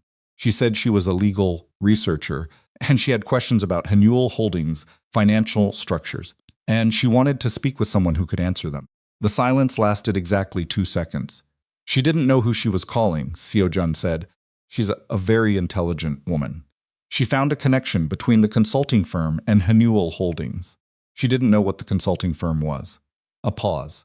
She's not in danger. She's sitting across from 2 of my associates who have been answering her questions about financial structures, with a great deal of general information and no specifics. She believes she found a research source. Another pause. Longer. She is, however, about to discover that the cafe she is in belongs to me, and that the men she has been talking to are not financial consultants. What do you want? I want you to understand something. Jinwoo's voice had dropped into the register he used when he meant to be heard clearly. I could have moved against her directly. I chose not to. I want you to understand that was a choice, not a limitation. I am telling you this so that the conversation we're about to have takes place with accurate information about what I am and am not willing to do. What conversation? The one where you tell me you've reconsidered the timeline for Mujin's dissolution and we discuss a more reasonable arrangement for the transition of certain operations. His voice was level and unhurried. Come to the cafe. Talk to me in person. And she walks out of there in 20 minutes, having had a perfectly unremarkable research conversation. Seo-jun was already moving toward the exit. The cafe was in Donggu, 12 minutes away, at the speed he was driving. He called Lim on the way, not to ask permission, to inform. Jinwoo has her in a location he controls. I'm going in. Seo-jun, the disclosure package. I need it submitted to Shin's office tonight. Not tomorrow. Not when it's complete. Whatever we have right now. Tonight. It's not ready. I need Jinwoo to know before I walk into that cafe that the package is already in motion. That there's no version of this conversation where he can offer me an arrangement I can accept, because the process has already started and stopping it would require me to call off something I cannot call off. He turned onto the main road. Can you submit what we have tonight? A pause. Lim making calculations. It'll be incomplete. Prosecutors will know it's incomplete. Tell Shin's office it's the first installment. Tell them more follows. Tell them the cooperation is unconditional, he breathed. Can you do it tonight? Yes, Lim said. It'll take 90 minutes. Do it now. He ended the call. He parked a block from the cafe and sat in the car for 60 seconds. He was about to walk into a space controlled by the most dangerous man in Busan with no physical backup, no leverage that hadn't already been deployed, and a disclosure process that was now irreversible but not yet formally registered, 90 minutes away from being formally registered, which was not the same thing. He was about to walk in because Zora Whitfield was in there, having a research conversation she didn't know was a trap, and the alternative to walking in was waiting outside while Jinwoo decided how long his patience held, and Han Seo-jun was not built for waiting outside, while someone else held all the cards involving the people who mattered to him. He got out of the car. He walked into the cafe. It was small and warm and smelled like coffee, and was almost entirely empty at 10 on a Sunday night. 2 men sat at a corner table with a woman between them, Zora, coat still on, notebook open, pen in hand, the posture of someone taking notes in an interview. She looked up when the door opened. Her face registered him. Her expression went through 3 things in rapid sequence: recognition, Reassessment and then something harder and more contained that told him she was processing faster than the situation had given her time to prepare for. Jinwoo was at the back table alone, with a glass of water and the unhurried composure of a man who had designed the room. Seo-jun looked at Zora. "Are you all right?" he said. She looked at him steadily. "I'm figuring that out." Her voice was even, but her eyes were asking him something specific. "What is this? What did I walk into? How much of this is connected to you?" And the answer to all three was the same, and she clearly already knew the answer. "I need 5 minutes with him," Seo-jun said. She looked at the two men at the table. Back at Seo-jun, she made a calculation that he could see happening behind her eyes, the calculation of a woman who is intelligent enough to understand a situation she didn't consent to being inside, and composed enough not to let the anger of that override her judgment. She gathered her notebook. She stood. She walked to a table near the window, not the door. The window, which told him she was staying close enough to see what happened, rather than leaving entirely. And this choice was both deeply inconvenient and, in a way he didn't have space to examine right now, characteristic of her in a way that settled something in him. He walked to Jinwoo's table. He sat down. Jinwoo looked at him with those pale brown eyes and said nothing. "The disclosure package was submitted to Prosecutor Shin's office 40 minutes ago," Seo-jun said. This was not entirely accurate. It was 50 minutes ahead of Lim's timeline, but Jinwoo did not know Lim's timeline, and the bluff needed to land with total conviction. Jinwoo's expression shifted by approximately nothing. Submitted. First installment. Full cooperation framework. Shin's office acknowledged receipt. He held Jinwoo's gaze. "There's no arrangement we can make tonight that changes. That process is running. It doesn't stop." A long silence. Jinwoo looked at him with the expression of a man revising an assumption. Not alarmed. Never alarmed. But revising. "You actually did it?" "Yes." "Knowing what it cost you personally?" "Yes." Jinwoo was quiet for a moment. He looked at Zora by the window. One look measured, brief, and then back at Seo-jun. "She's worth prison." It wasn't a question. It was an assessment. "She has nothing to do with the math," Seo-jun said. "I made this decision because it's the only one I can make and live with the result. She happens to be why I know that." Jinwoo picked up his water glass. "Set it down. The documentation you have on my organization is complete and accurate and is in the second installment of the package. You'd burn me. I'd tell the truth. What happens to you as a result is not my responsibility." Something moved in Jinwoo's face, not quite anger, not quite respect, the complicated expression of a man confronting a situation he did not engineer. He looked at Seo-jun for a long moment. "Your men are going to scatter," he said. "Some of them. Your assets will be frozen. Most of them. You may spend the next several years in a cell, possibly. And you're sitting here telling me this is the correct decision." Jinwoo's voice was flat and not quite believing. "I'm sitting here telling you it's the only decision I can make and still be the person I'm trying to become." He held Jinwoo's eyes. "I'm telling you it's already done. And any move you make against me, against my people, or against anyone I care about from this point forward goes directly into the evidence package as obstruction of a voluntary cooperation process." He leaned forward slightly, which is a much cleaner charge than anything currently in the file. "So leave her alone. Leave my people alone. And spend the next few weeks getting yourself a very good attorney." The silence in the cafe lasted long enough that the sound of rain starting on the windows became audible. Jinwoo looked at him. Then, for the first time in 11 years of knowing this man across conference tables, and through intermediaries, and through the complicated language of rival organizations, Han Seo-jun watched Baek Jinwoo reach into his jacket, set his phone on the table, and push it across. On the screen was a text thread. Seo-jun read it. Instructions. To 2 men. From 2 hours ago. Regarding a specific address. Zora's address. His eyes moved up from the phone to Jinwoo's face. "I called it off," Jinwoo said. "An hour ago. When she walked in here of her own accord, I called it off, because I realized that a woman who walks into the lion's den to do research is not someone you can use as a simple leverage point." Something moved through his expression that was almost not admiration, something more complicated than admiration. "She walked in here with a notebook, Seo-jun, on a Sunday night, to interview what she thought were financial consultants." He picked his phone back up. You have interesting taste. Seo-jun looked at him. I'm not your enemy tonight, Jin-woo said quietly. I'm a man who made a calculation that didn't account for the variables correctly. I'll adjust. He met Seo-jun's eyes. The second installment of that package goes in regardless. I know. A pause. Get her out of here. Seo-jun stood up. He walked to Zora's table. She looked up at him with an expression that was controlled and extremely full of things she had not had time to process yet, splitting, things she had just understood about the situation she had walked into and the degree to which her own research instincts had carried her into something she hadn't seen coming. You came here alone, he said. I found a connection in the corporate filings. I thought it was a legitimate consulting firm. Her voice was steady. I do that. I follow research threads. I know you do. I know you didn't. She looked at him. The notebook was closed in her hands, and her pen was capped, and she was looking at him with those eyes that were doing the specific work of receiving true information and deciding what it meant. Is it over? She said. He thought about the disclosure package that was either in Shin's office or 50 minutes from being there. He thought about Jin-woo at the back table, making whatever calculations the evening had produced. He thought about Kang's men in Zora's building lobby and the audit materials and the 72-hour framework that had collapsed into this cafe on a Sunday night.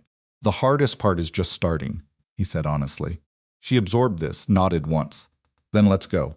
She stood.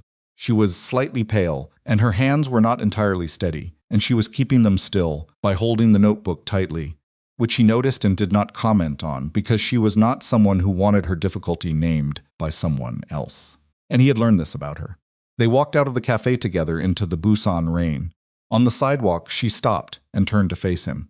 A sound like green wood splitting. The rain was slight, and the street was mostly empty, and she looked at him in the yellow streetlight with the particular expression she reserved for moments when she was about to say something that mattered. I walked into a room full of people connected to you without knowing it, she said. And I was fine, because I didn't know to be afraid. She paused. What happens when I know the full picture, and I have to choose to walk in anyway? He looked at her. That's the question, he said. Yes, her eyes held his. That's the question. The rain came down between them, steady and cold, and neither of them moved.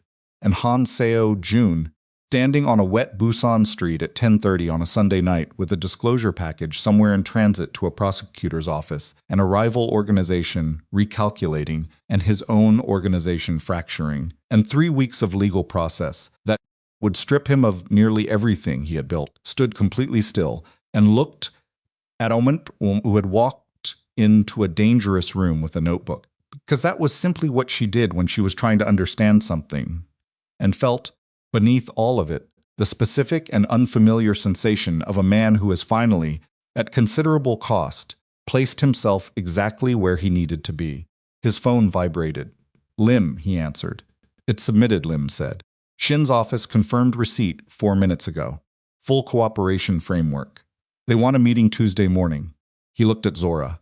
I'll be there, he said. The Tuesday meeting with Prosecutor Shin lasted 4 hours and 40 minutes. Seo-jun arrived with Lim at 8:15 in the morning, 10 minutes early, which was a habit he had never been able to break, and which on this particular morning felt like the only reliable thing about him. He wore a dark suit without a tie, which was a decision he had made at 6 in the morning while standing in front of his closet, understanding that the version of himself who wore power like a uniform was not the version who needed to walk into that office today. Shin Hyun-ki was 57 years old and had been pursuing criminal cases against organized crime in Busan for 19 of those years. He was a small man, with close-cropped gray hair and reading glasses he took on and off without apparentness that he was doing it, and he looked at Han Seo-jun across the conference table with the specific expression of a man who has spent 6 years building a case against a target and has just had that target walk in and hand him everything. It was not a triumphant expression. It was more complicated than triumph. It was the expression of someone recalibrating what the next 3 years of their professional whole life are going to look like, and not entirely sure yet whether the recalibration is good news. Lim had prepared Seo-jun for the meeting's structure. What he had not fully prepared him for was the quality of the silence that happened. In the first 10 minutes, A sound like two deputy prosecutors, while Shin and his two prosecutors reviewed the submitted package summary and occasionally looked up at Seo-jun with the measuring attention of people determining whether the material in front of them was real. You understand, Shin said, finally, setting down the summary. That unconditional cooperation means we ask everything, and you answer everything, not the things that are comfortable. Everything, I understand, Seo-jun said, including your personal role in specific operations. Not just organizational structure, personal decisions, personal instructions, personal knowledge of harm caused. Yes. Shin looked at him over the reading glasses. People went to prison because of things your organization did. Families lost income sources, legitimate and otherwise. There were individuals whose lives were materially damaged by the gambling operations, by the debt enforcement practices, by the economic distortions created by your port manipulation. He kept his voice level, not accusatory, just precise. Cooperation doesn't undo that. I know it doesn't. Then why? Shin leaned back slightly, not legally. I don't need the legal reason. Why? Seo-jun looked at the prosecutor across the table and gave him the honest answer, because it was the only one available and the only one that made sense.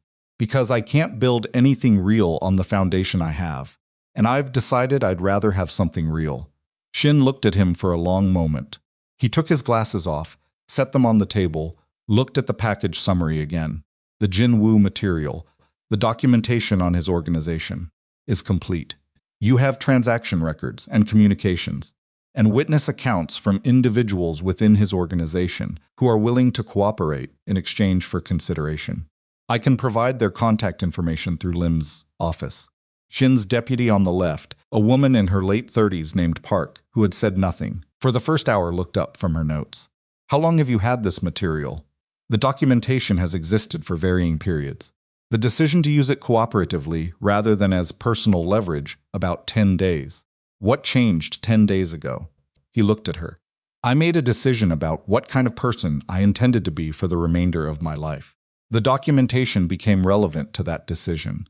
She looked at him with the evaluative attention of someone who hears a lot of self-serving explanations and is running this one through a filter. Whatever conclusion she reached, she wrote something in her notes and went back to them.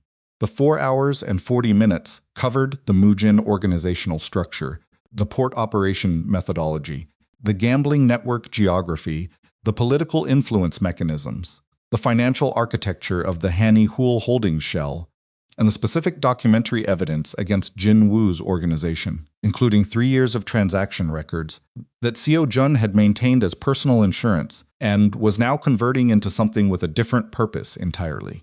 At the end of it, Shin stood and extended his hand. Seo-jun shook it. This will take time, Shin said. The legal process is long. Your cooperation will be material to how it resolves for you personally, but I won't make promises I don't have authority to make. I'm not asking for promises. No. Shin looked at him with something that was not quite respect and not quite pity, and was some third thing that acknowledged the complexity of a person without resolving it into a clean verdict. I suppose you're not. Seo-jun and Lim walked out of the prosecutor's office into Tuesday morning Busan, and Lim immediately started talking about next steps and procedural timelines and the sequence of secondary interviews that would follow, and Seo-jun listened and absorbed and responded appropriately, and underneath all of it was a quiet that he had not felt in a very long time. Not peace, not relief, just quiet. The specific quiet of a man who has put down something very heavy and is still feeling the weight of it in his arms even though his hands are empty. The news broke on Thursday, not because Shin's office leaked it. They were too careful for that. It broke because Jin-woo's organization had its own sources inside the prosecutor's structure, and those sources reported the submission and the meeting, and someone in Jin-woo's network that a controlled leak was preferable to letting the story develop without their framing. What came out first was incomplete and somewhat garbled. Mujin organization head cooperates with prosecutors, Hanul Holdings under investigation, but it was enough. By Friday morning, it was on the major news outlets. By Friday afternoon, the story had Seo-jun's name in the headline and a photograph that someone had taken outside the prosecutor's building on Tuesday morning, which told him that Jin-woo's surveillance had been better than he'd thought, even after the Sunday cafe confrontation. His phone produced a volume of incoming calls that he had never experienced, which was significant because he was a man who received a large volume of incoming calls in normal circumstances. He answered Lim and Kang and Oh Si-won and no one else. Taeho, he texted, I know, I'm fine, I'll call when I can. Taeho texted back, I know you are. I'll be here. He did not hear from Zora until Saturday morning. She texted at 8:14. I saw the news. Are you somewhere safe? He called her immediately. I'm at the penthouse, he said. Lim has security outside, it's fine. The news is saying, she stopped herself. There are a lot of things the news is saying. Some of them are accurate. The Jin-woo connection, the port operations, the financial structure. A pause. They're saying you handed them everything. Yes. A silence that had weight and texture and something moving through it that he couldn't fully name from this distance. My supervisor called me this morning, she said. She saw the story. She wanted to know if I was all right. Another pause. She also said that a voluntary cooperation process of this scope, if it's genuine, would actually be relevant to my research. That the legal mechanics of how someone in an organization dismantles it cooperatively with prosecutors is, she said, it was actually an interesting case study. Something shifted in Seo-jun's chest. It was not quite humor. It was adjacent to it. Your supervisor is a practical woman. She really is. He heard something in Zora's voice that was also adjacent to something not quite relief, not quite the beginning of something easier. Just presence. The quality of someone choosing to stay in a conversation rather than stepping back from it. The conflict of interest finding has been suspended pending review of the circumstances. She thinks the connection between my research and your situation is actually academically documentable now, which makes it not a conflict, but a case study. That seems like a significant distinction. It is. A pause. Seo-jun, yes. I need a few more days. Not because I'm leaving. Because I need to think clearly about what comes next, and I can't do that while the news is running your photograph every 4 hours, and my phone is buzzing. Her voice was very even. I need you to be patient with me. I've been patient with myself for 35 years, he said. I can extend it. She was quiet for a moment. He heard her breathe. I'll call you in a few days. I'll be here.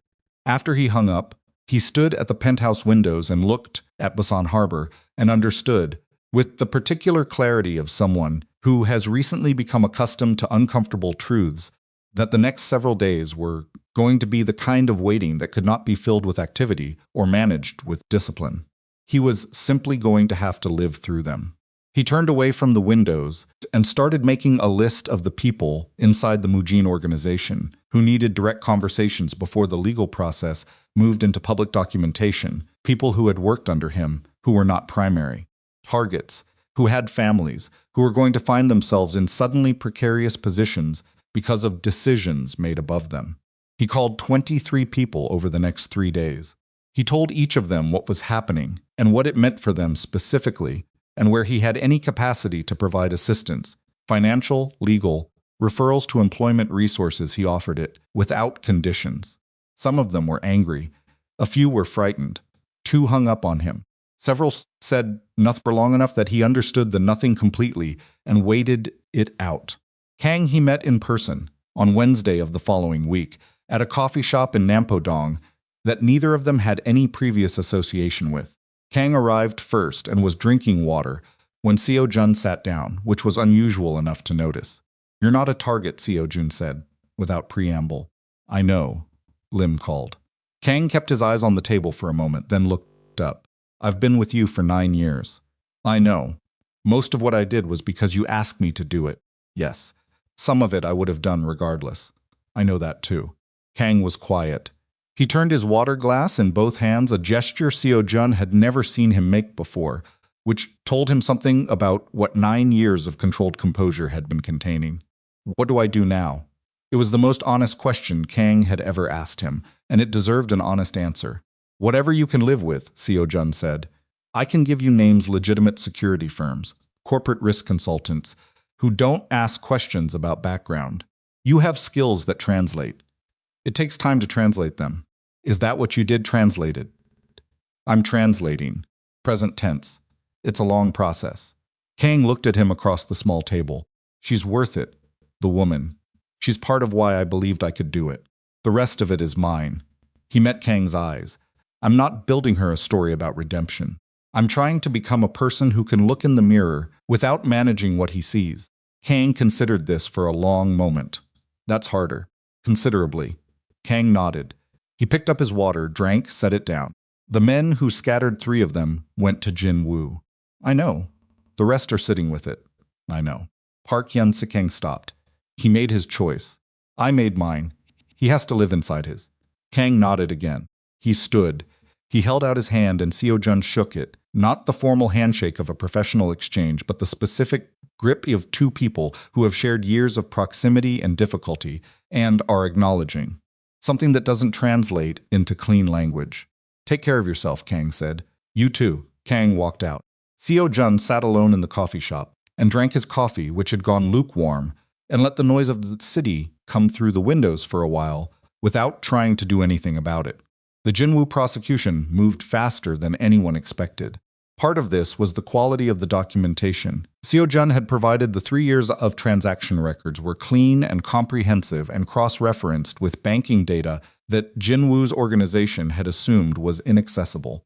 Part of it was that 3 members of Jinwoo's own network, apparently having read the situation correctly, and decided that being on the cooperation side of the process was more survivable than the alternative, contacted Shin's office independently within 2 weeks of the initial submission. Jinwoo was formally charged 6 weeks after Seo-jun's Tuesday morning meeting. Seo-jun read about it in a news alert on his phone while sitting in Lim's office reviewing the 4th round of evidentiary interviews. He set the phone face down on the table and looked at Lim. How does that change our timeline? He said. Doesn't materially change it. It may improve the cooperation credit calculation because the Jinwoo charges establish the strategic value of what you provided. Lim looked at him over the reading glasses. You're not happy about it. I'm not unhappy about it. Seo-jun considered. I don't know what I am about it. He was in the same world I was in for 11 years. He made the same kinds of decisions I made. He's going to prison for some of them, and I may go to prison for mine, and I don't feel superior to him. He looked at his hands. I just feel like it's over. It's not entirely over. The war part is over. Lim looked at Seo-jun with the considering expression of a man who had known his client for several months now and was updating his understanding. The war part is over, he agreed. Seo-jun's own legal resolution took 7 more months. The process was long and detailed and occasionally brutal in the specific way that accurate accounting of harm is brutal, not dramatic, not operatic, just persistent. There were interviews and documentation reviews and victim impact processes and rounds of negotiation between Lim and Shin's office about the framework of accountability. And, through all of it, Seo-jun cooperated completely, which meant he sat in rooms and answered questions about specific decisions he had made that had caused specific harm to specific people, and he did not deflect or minimize or locate the responsibility anywhere other than where it belonged. There were days when this was simply work. There were days when it wasn't.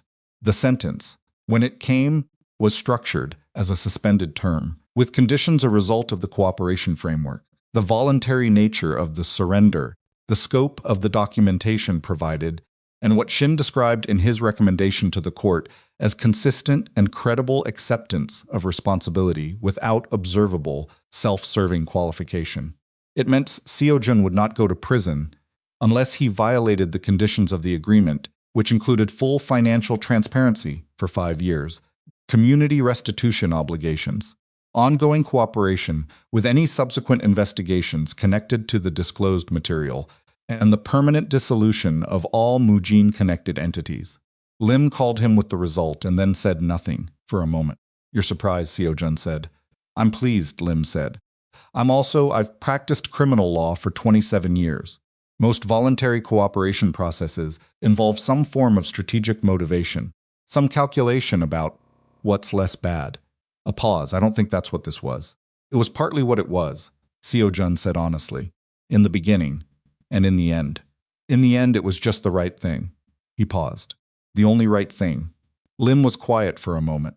What are you going to do with yourself? I have 1,100 people who work for legitimate Haniel Holdings operations. I'm going to make sure they have stable employment through the restructuring. He looked out the penthouse window at the harbor. And I'm going to spend some time building things that don't require me to keep secrets. That's a significant change of pace. I'm 36 years old, Seo-jun said. I have time. Zora got the fellowship offer 8 weeks after the news broke. She told him about it in person.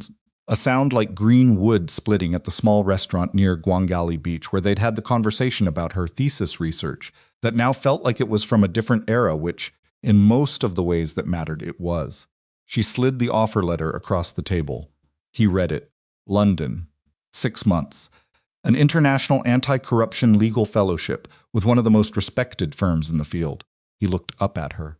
She was watching him with the expression she used when she had already worked through her own feelings about something and was now genuinely curious about his.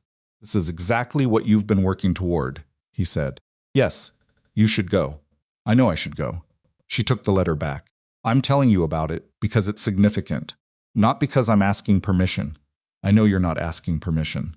I also know that 6 months is a long time and that what we have is… She stopped, looked at the letter. Complicated doesn't cover it. No. He looked at her across the table.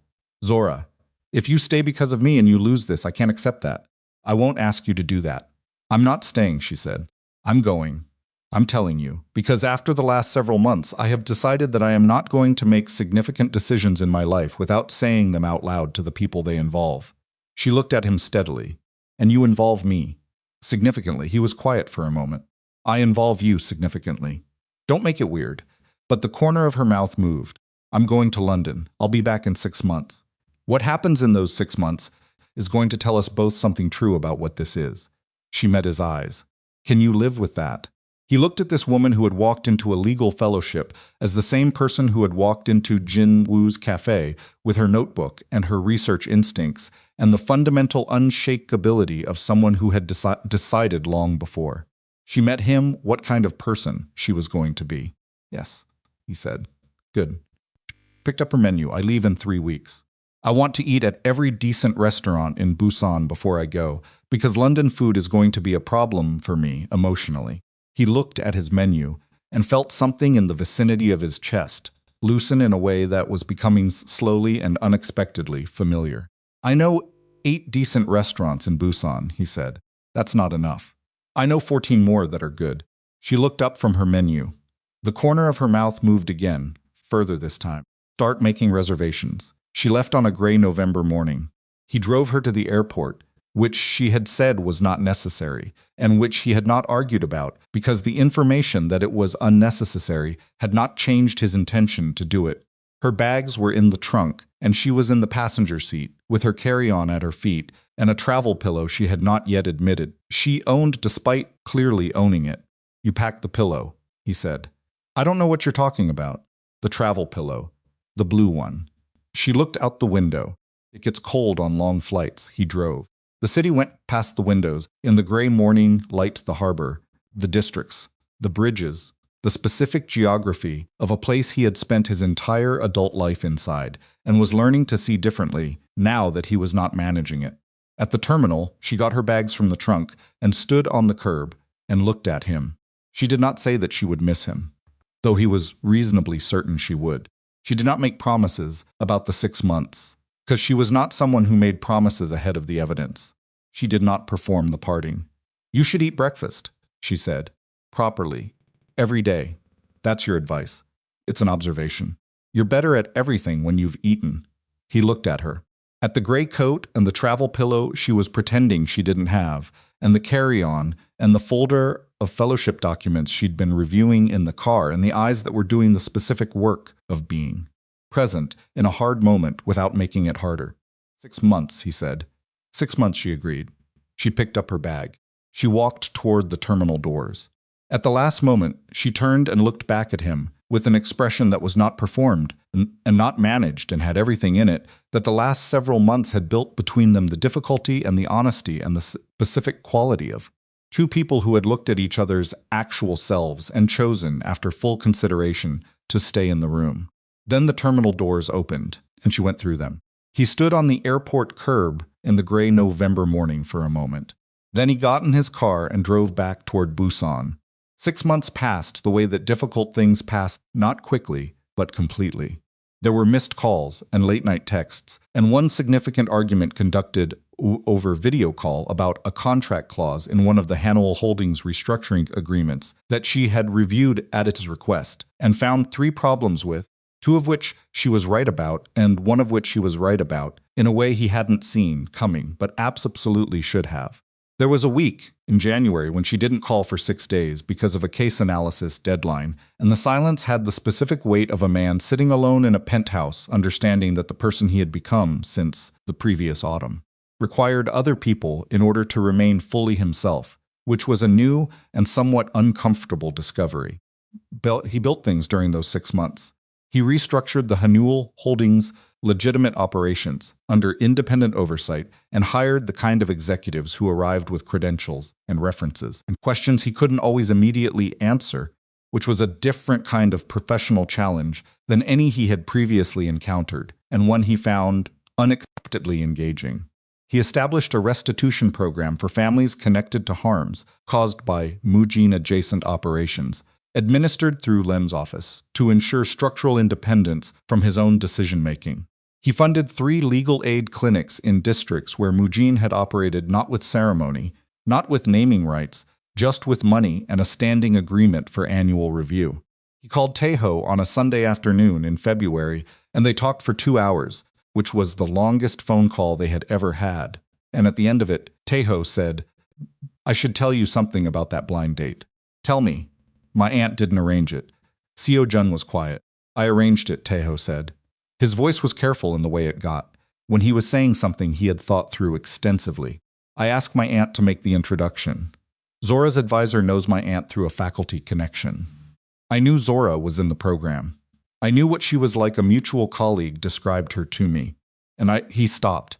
"You had been alone for a very long time, Seo-jun. Not alone the way people say it. Alone in the real way. Where no one sees you." A pause. "I thought you needed to be seen." He sat with this for a long time. "You manufactured the Inchin emergency," he said. "There was no Inchin emergency. Taeho. I know. You sent me to sit with a woman and pretend to be you. Because you thought I thought you needed someone to look at you without knowing what you were," Taeho said quietly. "And then I thought maybe if you liked what she saw, you might become it." The silence between them was long and not uncomfortable.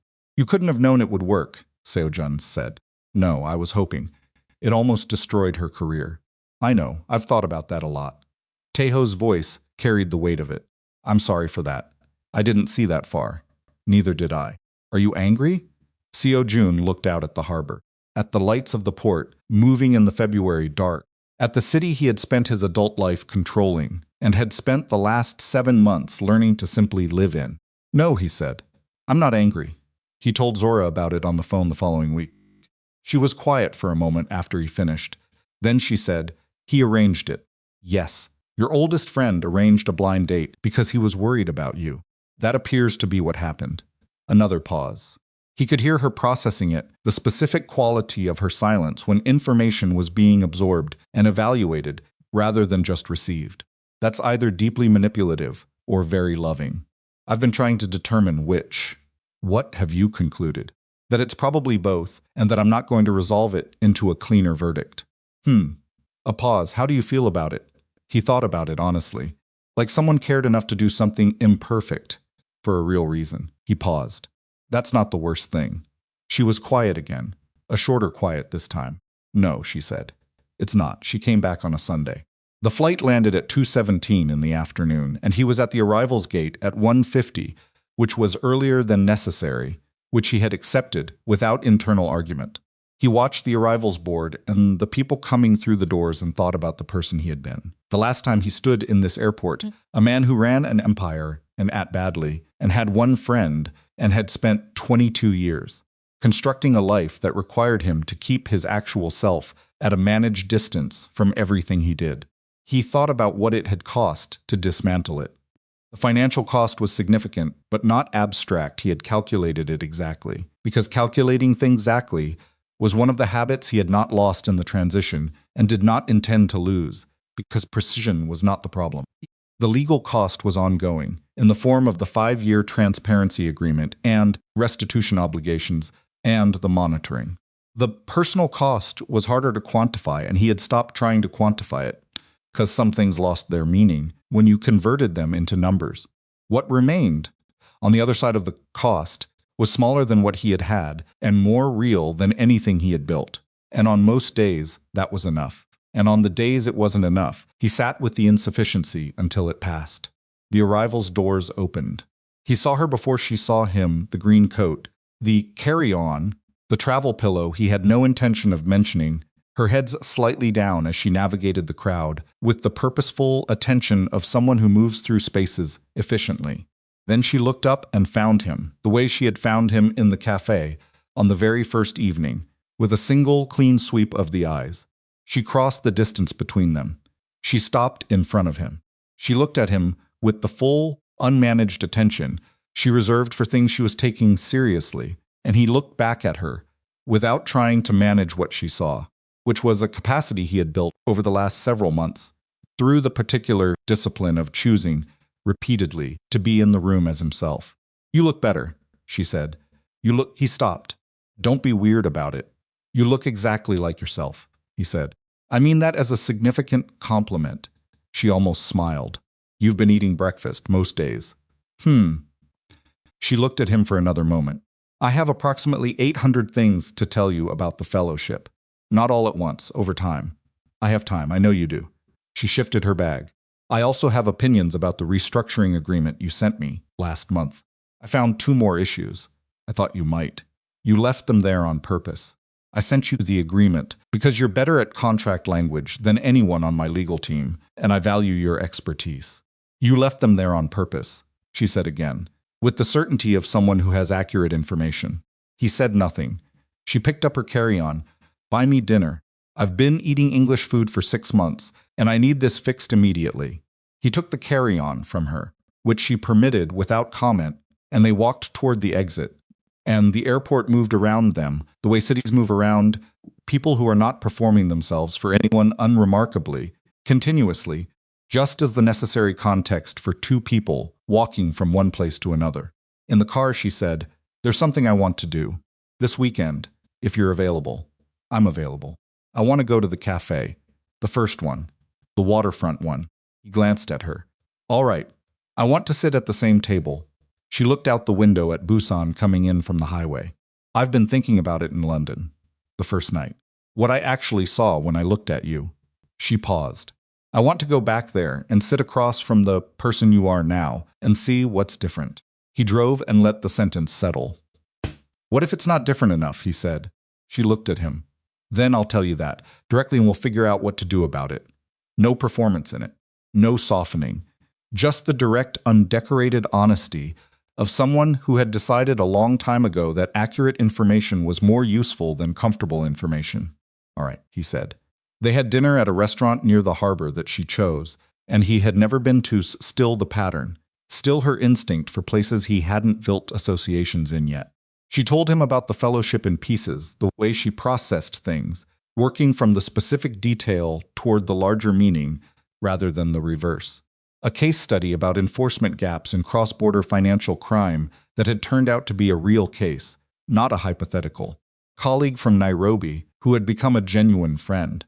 A moment during a seminar where she had presented her research on voluntary cooperation as a legal mechanism, and had, in the middle of the presentation, understood that she was using his case as her primary example and had not told the seminar that the subject was a man she knew. Did that feel strange? He asked. She picked up her chopsticks. But it was accurate, and accurate felt more important than comfortable. He looked at her across the table. "What?" she said. "Nothing." He looked at his food. "I'm just glad you came back. I said I would split. People say things. I say things, I mean," she said with the mild certainty of someone stating a long-established fact about themselves. "I know," he said. "That's why I'm glad." On Sunday, they went to the cafe. It was the same and not the same rain again, which felt less like coincidence and more like Busan's standard operating weather, and the same dark wood and soft lighting and windows facing the water. A different table was open, not the one from the first evening, and Zora looked at it and then at him and said, "Is that the one?" "Close enough." They sat down. She ordered tea. He ordered coffee. The rain moved against the windows the way it had moved the first melt night, and the cafe made the same small sounds around them. And he looked at the woman across the table who was not Taeho's blind date anymore, who was not the abstraction he had been cautiously approaching for 6 months before she left, who was not the research subject or the leverage point or the personification of any of the things she had been. In the various calculations various people had applied to her existence and saw her as simply herself. Zora Whitfield, 29 years old, international anti-corruption attorney, one of the most stubborn and most honest people he had ever encountered, who had walked into the wrong room with a notebook and right back out of it, with her integrity intact, and had spent the intervening months deciding, by consistently choosing to be present, what she was willing to accept and what she was not. She was looking at him the same way.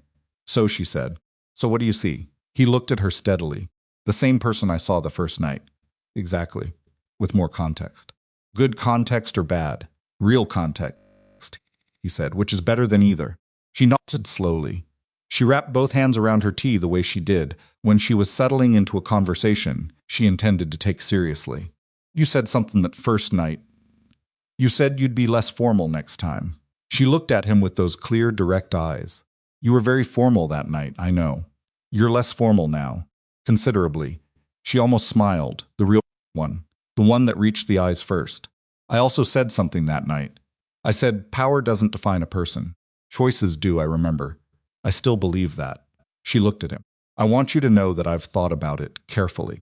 Not just the phrase, what it actually means applied to a specific person making specific choices over time." She paused. "I've watched you make choices for the last several months. Not easy ones. The kind that cost something real." She held his gaze. "I see what you're building. It's smaller than what I had," he said honestly. "Yes." She picked up her tea, "but you can look at it directly. A sound like green wood splitting." He looked at her, across the small waterfront cafe table, with the rain on the windows and the harbor light blurring through the glass and the specific warmth of a space that had held, without knowing it, the beginning of something that turned out to be the most difficult and most real thing he had ever undertaken, and felt the full weight of all of it, the cost and the loss, and the long process, and the months of learning to be someone who could be in a room without managing what the room saw. He felt it completely. He did not try to put it at a managed distance. "I can look at it directly," he said. She set her tea down.